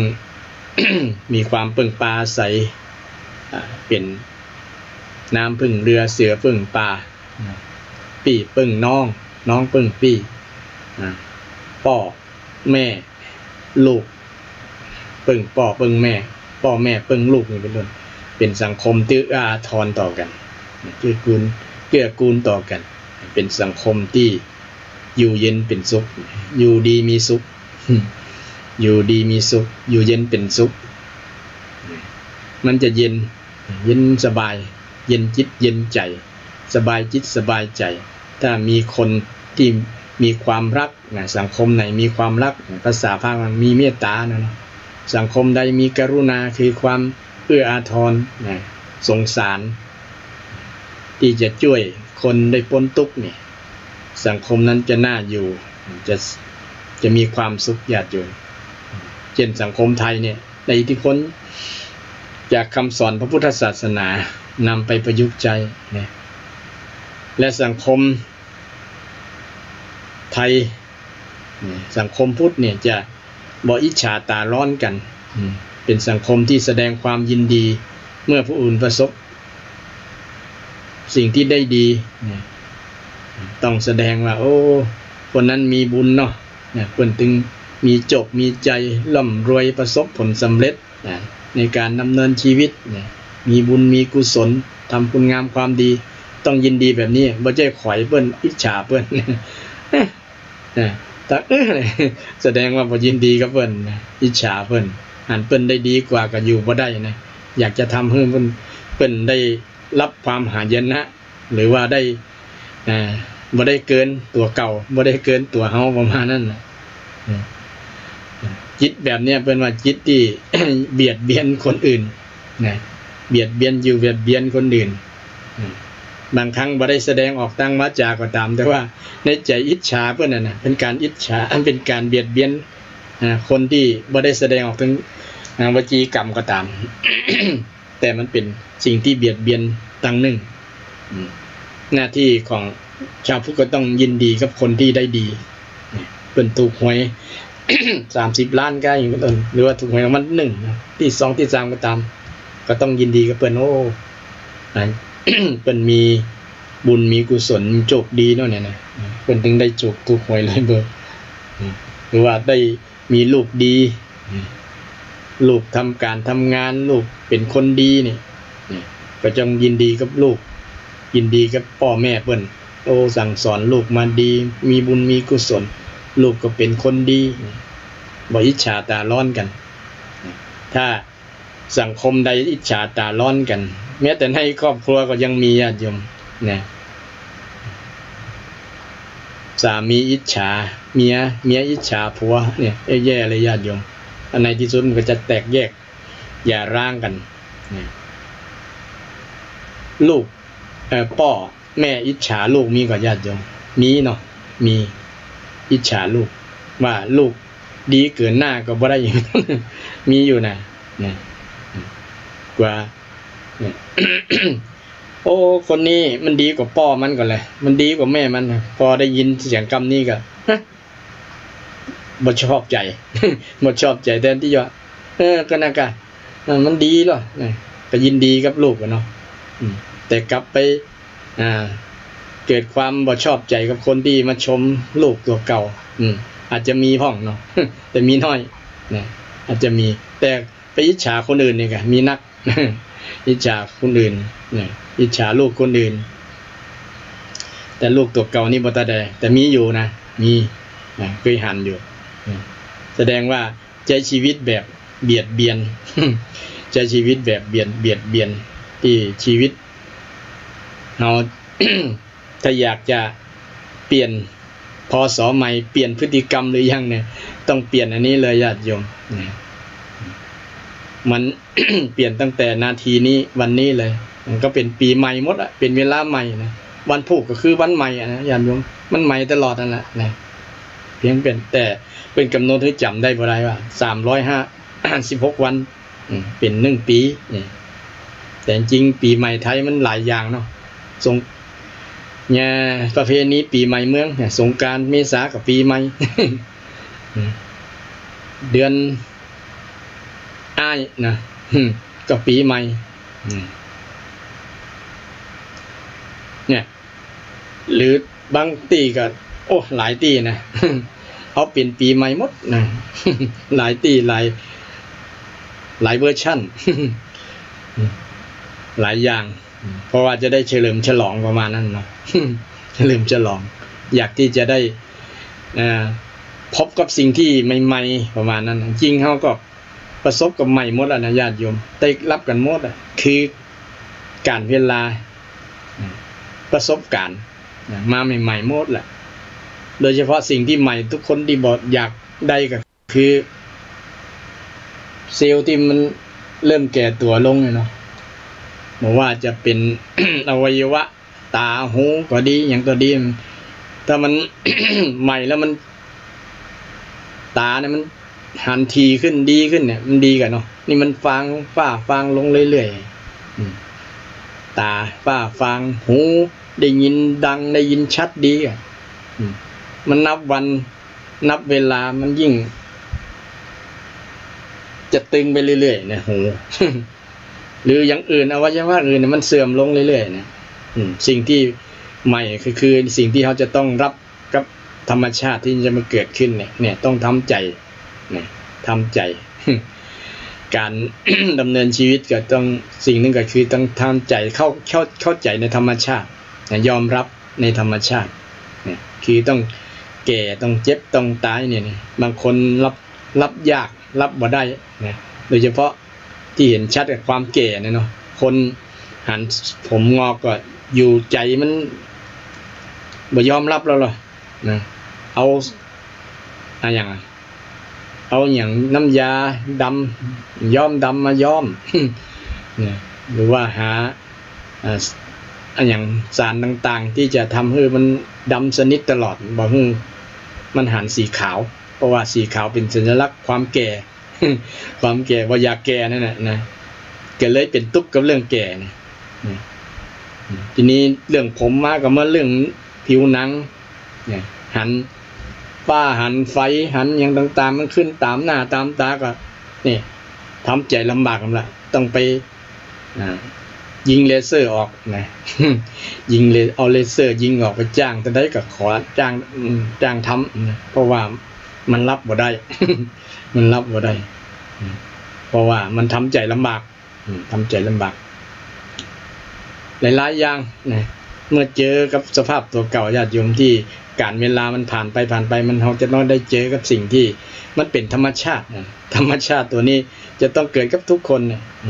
บางคนลองหัน หวนย้อนระลึกอดีตเนี่ยสมัยก่อนนะมันจะติดในอดีตเนี่ยโดยเฉพาะคนที่สูงอายุน้อย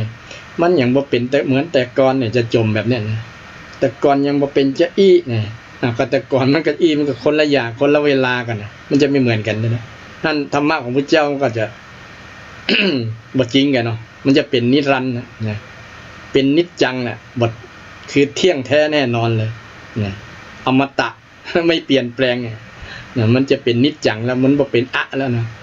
อนิจจังจะบ่เกิดละนะญาติโยมนะหนุ่มตลอดเป็นหมื่นเป็นแสนปีเนี่ยนะบ่ตายเป็นนะอย่างเทวดาเนี่ยเทวดาก็ยังตายอยู่นะ ยังเคลื่อนอยู่จุติยังเคลื่อนยังตายนะเคลื่อนไปพบนั้นพบนี้ตามเหตุปัจจัยตามบุญกรรมของเทวดานะก็ยังมีเปลี่ยนอยู่แล้วแต่มันอาศัยเวลาเหมือนจะต้องถึงจะฮู้มันอายุมันนักอ่ะนะบางเตื้อก้ายเหรออยู่เมิน โอ้เมื่อใดจะแก่สักเตื้ออย่างประมาณนั้นความแก่ปรากฏลำบากบ่เหมือนมนุษย์นี่อายุ100 ปีนะกำเดียวแก่แล้วอายุ60 70แล้วกันเนี่ย80แล้วกันเนี่ยประมาณนั้นนะมันก็เมื่อพิจารณาแล้วก็บางคงอ่อนใจโอ้อย่างน้อยก็จะไปบ้านเก่าแล้วหน่อย โอ้แบบนี้ศรัทธาญาติโยมก็จะอ่อนใจอยู่เนาะบางคนแต่บางคนก็ใครพลิกบ้านเก่าก็มีเด้อเพราะว่าบ่อยากเจอสภาพที่มันแก่แล้วก็เจ็บเนี่ยคนที่มาท้อเรื่องแก่เรื่องเจ็บเนี่ยนี่นักตายนี่บ่ได้ตายมันพ้นไปเนี่ยประมาณนั้นเนาะแต่มันก็ต้องเจอกับทุกคนเกิดแก่เจ็บตายเนี่ยถ้ามาพิจารณาแบบนี้เราก็จะได้ หันธรรมชาติหันความเป็นจริงแก่กันหมดญาติโยมบอกว่าจะเกิดเป็นคนไทยจีนฝรั่งคนที่ไหนก็แก่แต่จะแก่จ้าแก่แล้วแต่เหตุปัจจัยบางคนก็แก่จ้าผมมองก็มีฟันบอกร่อนก็มีแต่ว่าอย่างอื่นมันแก่ไงตั้งในอาจจะแก่อวัยวะในส่วนอื่นๆบางคนหน้าบ่แก่แต่ก็ตายลักคิ้วก็มีเนาะตายก่อนแก่ ตายก่อนไม่ได้แก่ ไม่ได้แก่บ่รู้ว่าแก่เลย เพราะว่ามันอาจจะเป็นธรรมชาติของเขาแบบนั้นนะเป็นกรรมพันธุ์โดยเนาะพ่อแม่บางคนก็บ่แก่แต่ก็ถือว่าเป็นเหตุปัจจัยที่เขาสร้างมานะเป็นปุพกรรมกรรมแต่ก่อนมาจากกรรมนั่นน่ะญาติโยมนะที่ได้รับผลถึงปัจจุบันเนี่ยนะมาจากพฤติกรรมการกระทำของทุกๆคนมันเป็นอย่างนั้นฉะนั้นเมื่ออู้เรื่องการเวลาเนี่ยนะก็ทำให้เราได้มีประสบการณ์ อย่างนึงเนาะมีประสบการณ์ที่สำคัญเราจะเป็นอยู่จะได้ที่ถ้าเราจะนับแล้วสมมุติว่าเรามีอายุ100 ปีเนี่ยมาถึงแล้วเนาะมา80กับไปละ80ปลาย90มี100นี่น้อยคน100ปลายนี่น้อยคนทีนี้มานับที่ส่วนเหลือเนี่ยบางคนบ่อยากนับส่วนเหลือบ่อยากอู้เรื่องอนาคตนะคนที่อายุนักละ 70 80ไปแล้วนะบ่อยากนับอนาคตนะมันใกล้แล้วเนาะ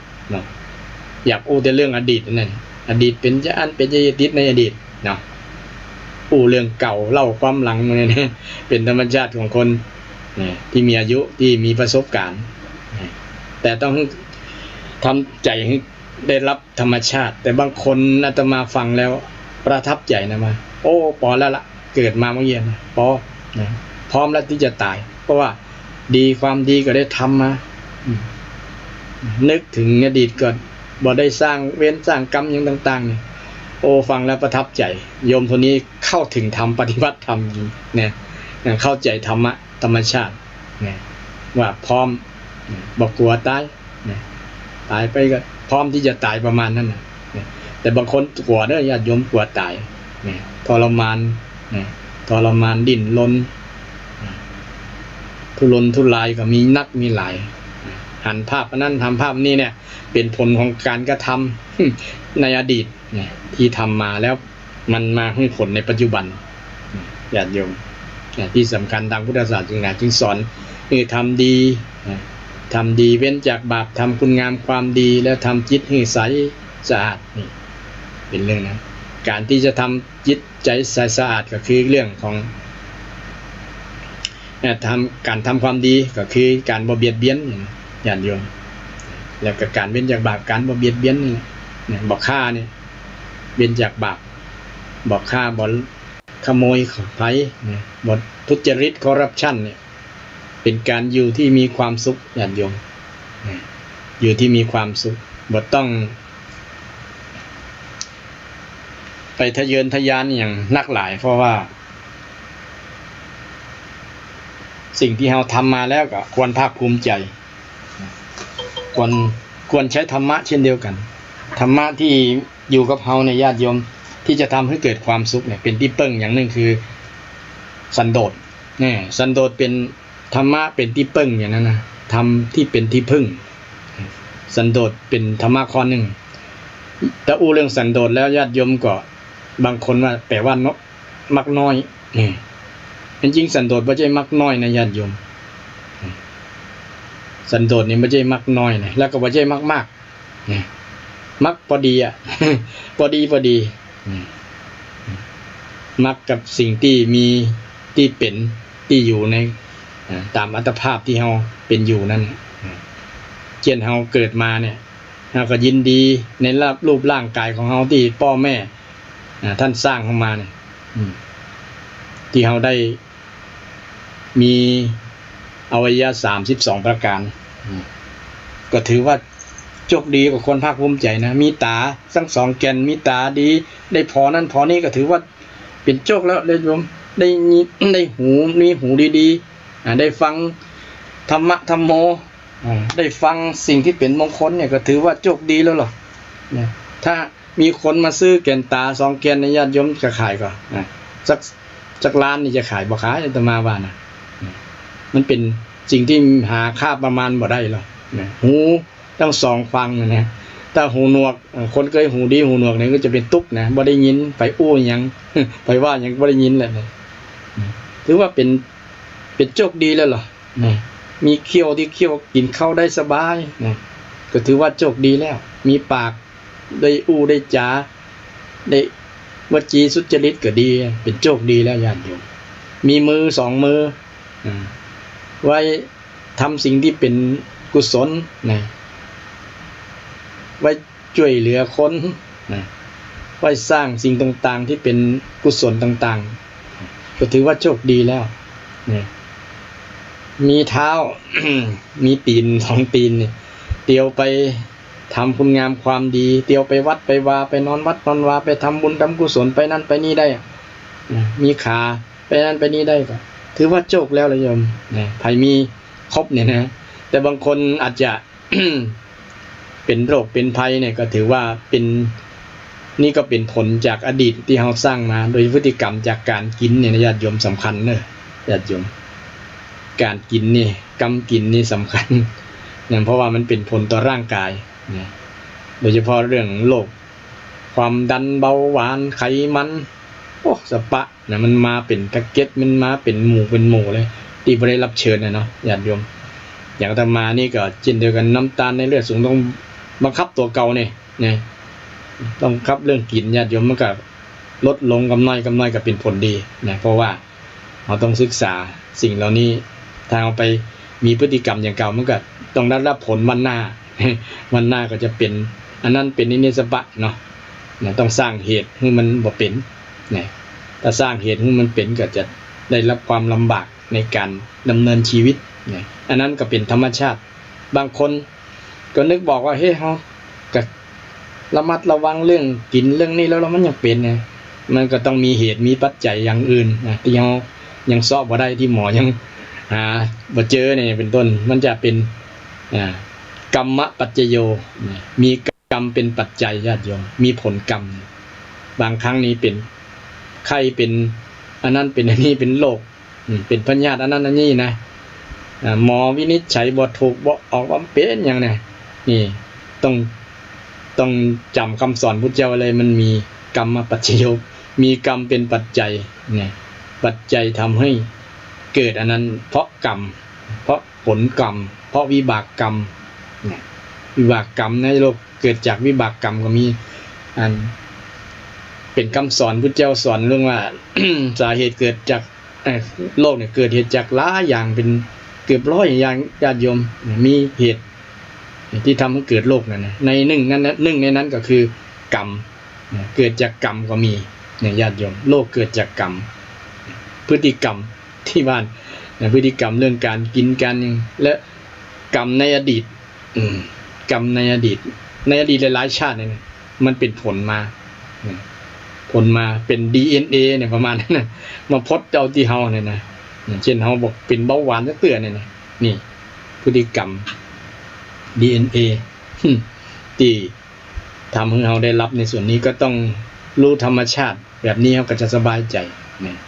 บางสิ่งบางอย่างที่เป็นปัญหาเกิดขึ้นกับเราญาติโยมก็นึกถึงธรรมะของพุทธเจ้าที่ได้สอนไว้มันเป็นจริงแต่นั้นแต่ยอมรับความเป็นจริงเพราะคำสอนของพระเจ้าเป็นจริงเนี่ยความจริงธรรมะคือความจริงที่พระเจ้าได้จุเลยญาติโยมมันเป็นจริงที่ฝ่ายปฏิเสธไม่ได้โดยเฉพาะเรื่องลักษณ์ไตรลักษณ์นี่นะญาติโยมพระเจ้าได้สอนพระองค์เดียวบ่มีศาสดาได้สอนนะญาติโยมโดยเฉพาะอนัตตาเนี่ยนะอนัตตาไม่ใช่ตัวเราเนี่ยไม่ใช่ขันธ์มันเป็นเพียงขันธ์ห้าเนี่ยบางครั้งเฮากระตุกกับเรื่องตัวเฮาเนี่ยอันนั้นก็เฮามึงว่าเฮามึงว่ากูมึงมาหาก็มีหามีเราเนี่ยในนั้นมันก็เลยตุกถ้าเฮาตัดหามึงคิงอยู่นี่ออกมันก็บ่เป็นตุกอ่ะนะตามหลักพุทธศาสนาสอนอย่างนั้นตัดออกนี่มองเป็นขันธ์ห้าเป็นรูปธรรมนามธรรมเป็นกายกับจิตนั่นนะบ่มีตัวเฮาบ่มีตัวเฮาถ้ามีตัวเฮาเมื่อใดเป็นตุกมันเจ้าได้สอนไว้ญาติโยมยึด มั่นในขันธ์ห้าอุปาทานขันธ์ห้าเป็นตัวทุกข์สรุปยอดถ้าไปยึดมั่นในขันธ์ห้ารูปเวทนาสัญญาสังขารวิญญาณภาษาพระของเราภาษาชาวบ้านก็คือกายกับใจเนาะกายกับใจไปยึดมั่นในจิตในกายกับจิตเนี่ยมันก็เป็นทุกข์ยึดมั่นว่าจะได้ว่าจะบอกแก่ผมจะบ่งอก ยึดมั่นว่ามันจะมั่นคงอย่างเดิมเป็นทุกข์ละยึดมั่นในกายตาหูจมูกลิ้นกายใจหมดนี่แหละมันจะเป็นอย่างเดิมเนี่ย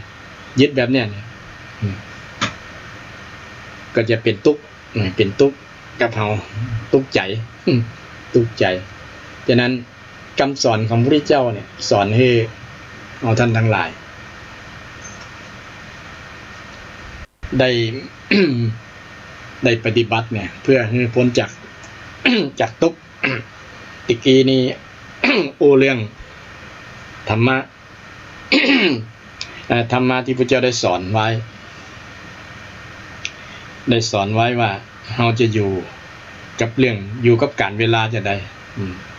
จะเป็นปีใหม่ปีเก่าก็แล้วแต่ก็นำมาอูสถาว่าอยู่แบบบ่เบียดเบียนด้วยการมีเมตตาก็ดีมีกรุณาก็ดีมีมุทิตาก็ดีมุทิตาคือความยินดีเมื่อผู้อื่นได้ดีมีอุเบกขาคือมีความเที่ยงธรรมญาติโยมอุเบกขาแปลว่าความเที่ยงธรรมความถูกต้องยึดในความถูกต้องบ่เอ็นเอียงไปในอคติสี่มันชีวิตจะเป็นสุขต่อมาอยู่แบบบ่วุ่นวายก็คืออยู่แบบสงบญาติโยมสงบกายสงบวาจาสงบใจการสงบกายก็คือการ บ่เบียดเบียนกันเนาะการสงบกายบ่ใช่ว่าหนิมทื่อบ่ดิ้นบ่ต้วงนะญาติโยมเนี่ยแต่ว่าบ่ได้ไปเบียดเบียนด้วยกายเป็นด้วยการฆ่าการทำลายด้วยการไปละเมิดสิทธิ์ในสินทรัพย์ของคนอื่นคือประพฤติผิดศีล3ข้อข้างต้นบ่ไปเบียดเบียนลูกเมียคนอื่นเบียดเบียนคือไปหันเมียคุณไปเมาเมียคนอื่นไปเมาผัวคนอื่นนี่ เป็นทุกข์แน่นอนแล้วก็เกิดความวุ่นวายอยู่แบบความสงบนี่มาสู่เรื่องจิตและสงบจิตเนาะสงบจิตสงบจิตการสงบจิต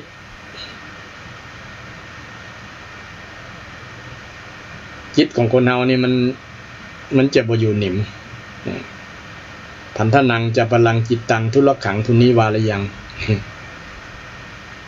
มันดิ้นรนมันกวัดแกว่งมันดิ้นบนนี้ดิ้นเหมือนป่าที่มันดิ้นที่จะหนีน้ำขอดน้ำแห้งไปสู่บ่อใหม่ไปสู่สระใหม่ไปสู่คลองใหม่แบบลักษณะนั้นใจมันก็ดิ้นไปหาที่อยู่จิตเนี่ยไปหาที่ตั้งที่อยู่เช่นไปกับ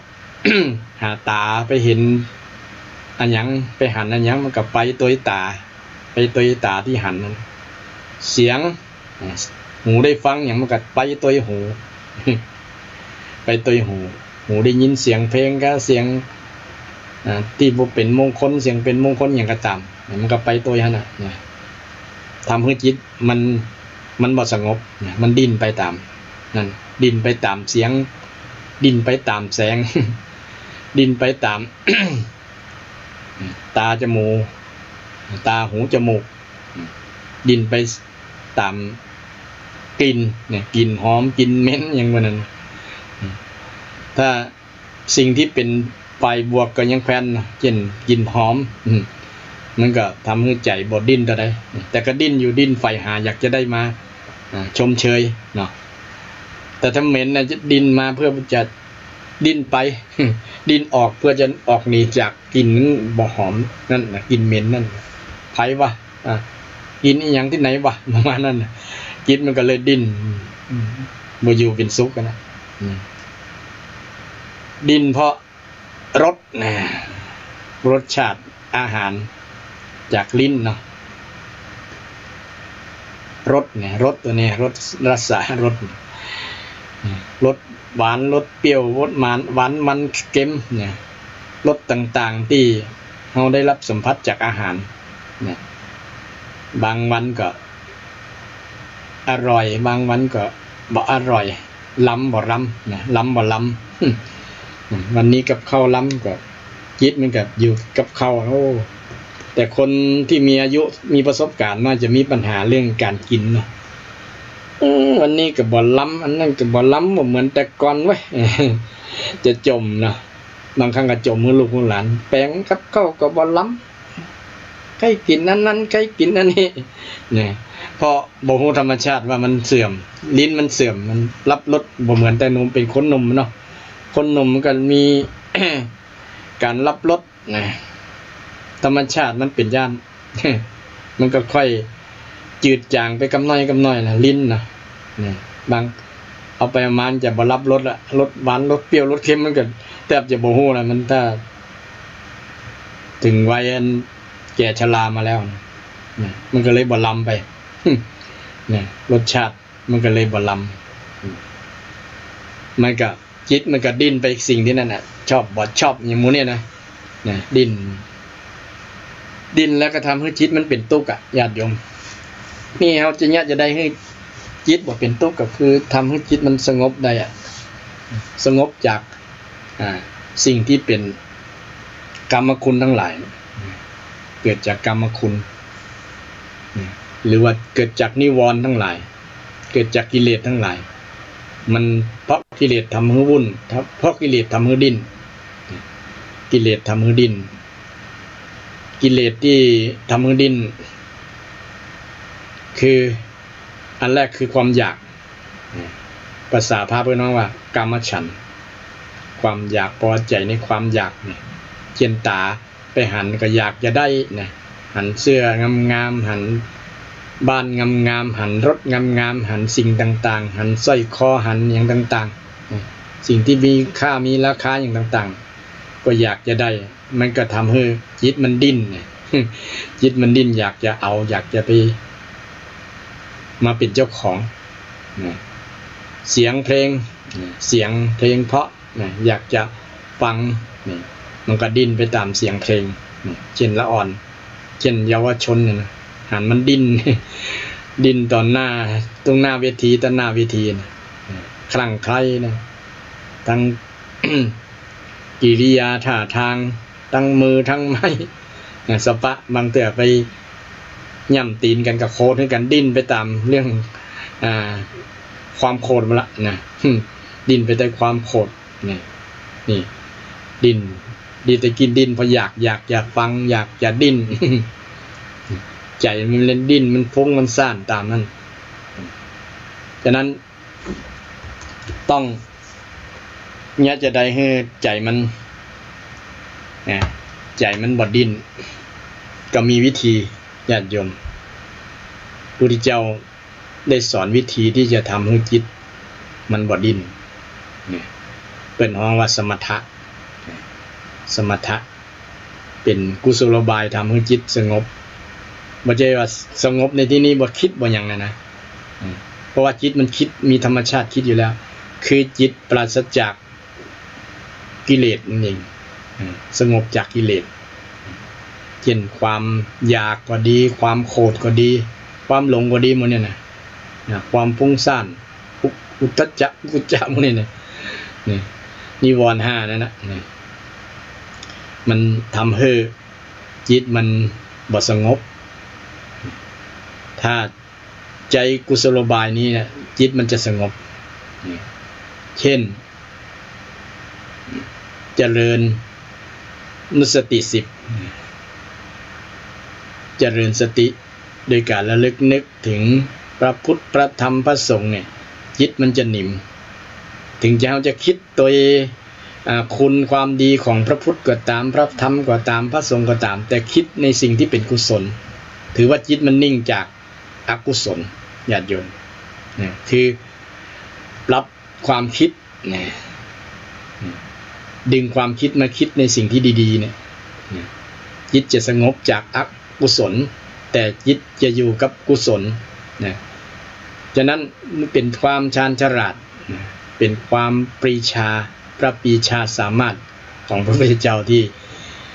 หากุศโลบายหาวิธีที่จะทำให้จิตคนเนี่ยที่มันดิ้นเนี่ยนะ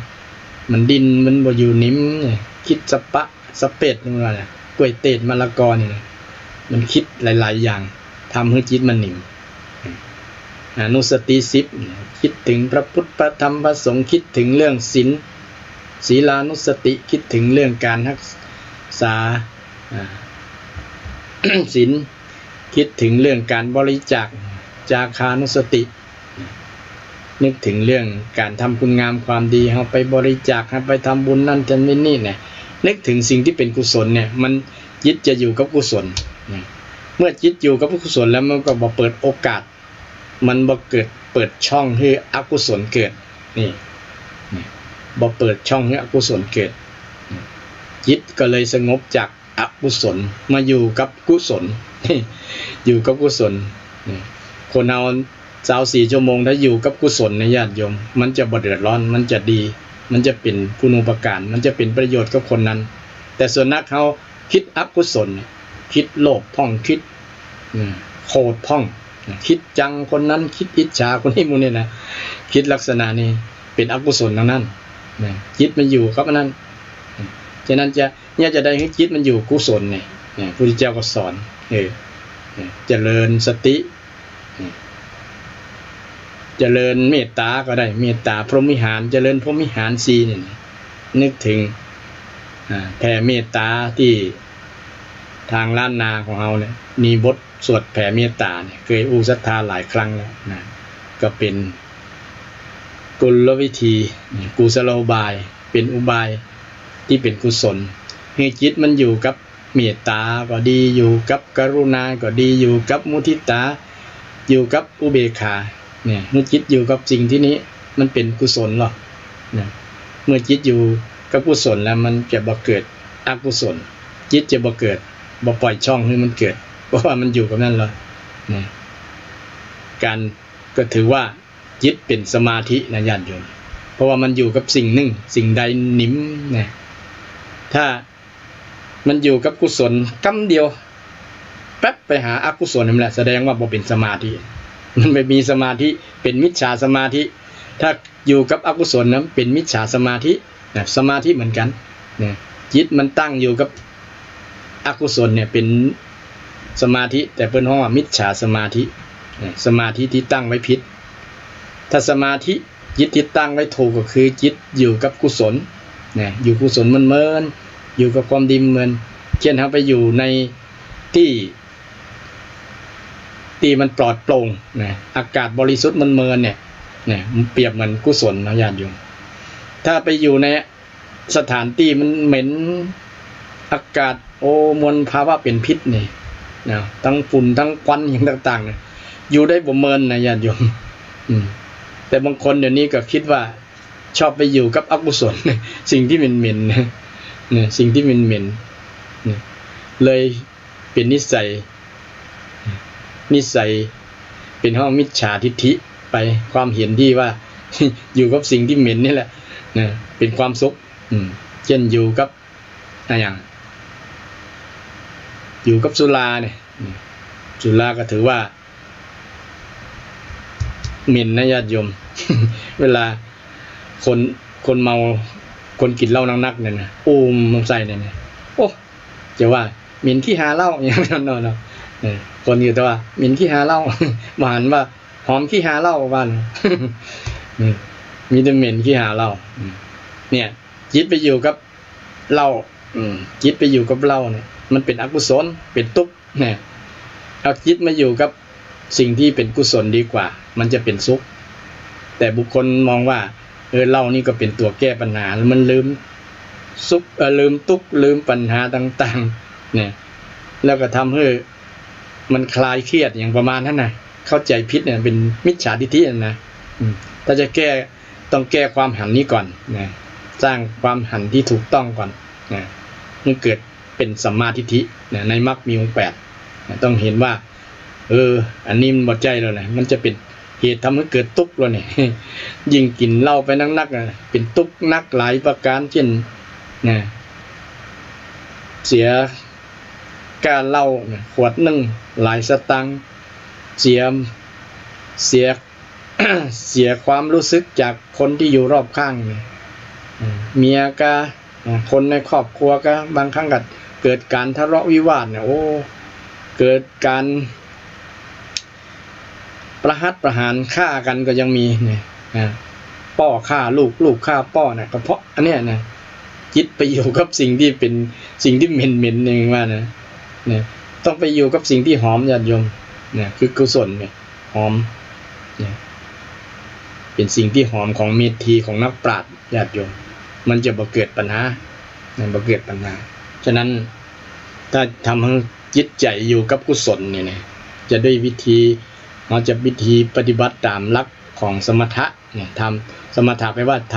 ำกุศโลบายทำให้จิตสงบเนี่ยมี40ประการด้วยกันบ่สามารถที่จะนำมาครบได้ในวันนี้นะวันหน้าก็จะนำทยอยมามีกสิณ10ก็เพ่งเนี่ยถ้าคนรับตาบ่ลงก็เพ่งเนี่ยเพ่งสีนั้นสีนี้เนี่ยเพ่งอากาศเนี่ยเป็นต้นเป็นของว่ากสิณจิตมันอยู่กับสีเนี่ยหรือบางคนเดี๋ยวนี้เพิ่นหรือว่าบางสำนักเพิ่นเอาลูกประกรรมเนี่ยมันนับไผจิตอยู่กับลูกประกรรมได้นับได้บนหลง108นี่เป็นต้นเนาะที่เพิ่นเอาเป็นสัญลักษณ์พุทธคุณธรรมคุณสังฆคุณ108พอดีเนี่ยนับไปนับมาไผนับหลงแสดงว่าจิตบ่อยู่กับลูกประกรรมนะจิตบ่มีสมาธินี่อันนี้ก็เป็นวิธีหนึ่งที่จะทำให้จิตมันสงบจากอกุศลสงบจากอกุศลที่เพิ่นนี่ทำสมาธิก็เพื่อให้จิตมันอยู่กับกุศลนั่นเองญาติโยมอยู่กับกุศลฉะนั้นการมีชีวิตอยู่แบบสงบเนี่ยมันเป็นความสุขเราจะอยู่ในปีใหม่ปีเก่าก็ตามญาติโยมมันเป็นสิ่งที่เราจะต้องหันความดีงามในการดำเนินชีวิตเนี่ยอยู่แบบบ่วุ่นวายเนี่ยอยู่สงบอยู่อันสุดท้ายคืออยู่แบบรู้นะผู้รู้อยู่แบบผู้รู้ก็คือภาษาพระเพิ่นว่า อยู่แบบใจปัญญาเนาะอยู่แบบปัญญาอยู่แบบรู้ตามความเป็นจริงรู้ตามความเป็นจริงใช้สติปัญญาบางครั้งเนี่ยเราจะเดิน ดำเนินชีวิตไปเนี่ยบางครั้งชีวิตของเราอาจมันอย่างเป็นจะเป็นต้นเนาะมันอย่างมีทุกข์แต่ว่าคนอื่นบ่หันเป็นทุกข์กับเขาก็แยะเหมือนเปิ้นเองประมาณนั้นน่ะนี่เราต้องใช้สติปัญญาในการดำเนินว่ามันต้องมีเหตุมีปัจจัยในที่ทำให้เขาเป็นอันนะมันบ่ใช่ว่าเกิดมาโดยบุคคลอื่นทำมีผู้มีอย่างอิทธิฤทธิ์ดลบันดาล ทำให้เป็นอันเนี่ยแต่ที่สำคัญมีคำตอบที่มีเหตุมีปัจจัยที่ทำให้เกิดอันญาติโยมต้องดำเนินให้รู้จากเหตุว่าสิ่งที่เป็นเหตุทำให้เกิดปัญหาทำให้เกิดทุกข์เนี่ยทำให้เกิดทุกข์มันมาจากสาเหตุนี้หรอนี่แล้วเราจะได้ปฏิบัติแก้เหตุให้ถูกว่าเราจะมาสร้างเหตุนี้มันเป็นทุกข์ถ้าทุกข์มันเพราะเหตุนี้นะมันเหตุปัจจัยเนี่ยทำให้เราเป็นทุกข์เนี่ยเราจะมาสร้างเหตุนี้นี่แล้วก็จะเราจะการคิดแบบนี้กับเขาเป็นลักษณะคิดแบบ หรือว่ามีความเห็นแบบถูกต้องเป็นสัมมาทิฏฐิญาติโยมคิดสาวหาเหตุเหตุนี้ปัญหานี้มาจากเหตุอันนี้แล้วเหตุอันนี้จะทำให้เกิดผลอันนี้เราจะต้องแก้เหตุวิธีจะแก้เหตุต้องมีสัมมาทิฏฐิคือวิธีที่จะนำไปแก้ปัญหานำแก้ปัญหาภาษาพระพุทธองค์ว่ามรรคมีองค์8ญาติโยมอู้จะได้อู้กี่ครั้งก็เห็นก็ย้อนมาที่มรรคมีองค์8นี่แหละเป็นวิถีชีวิตญาติโยมเฮาก็อยู่กับการดำเนินชีวิตการใช้ชีวิต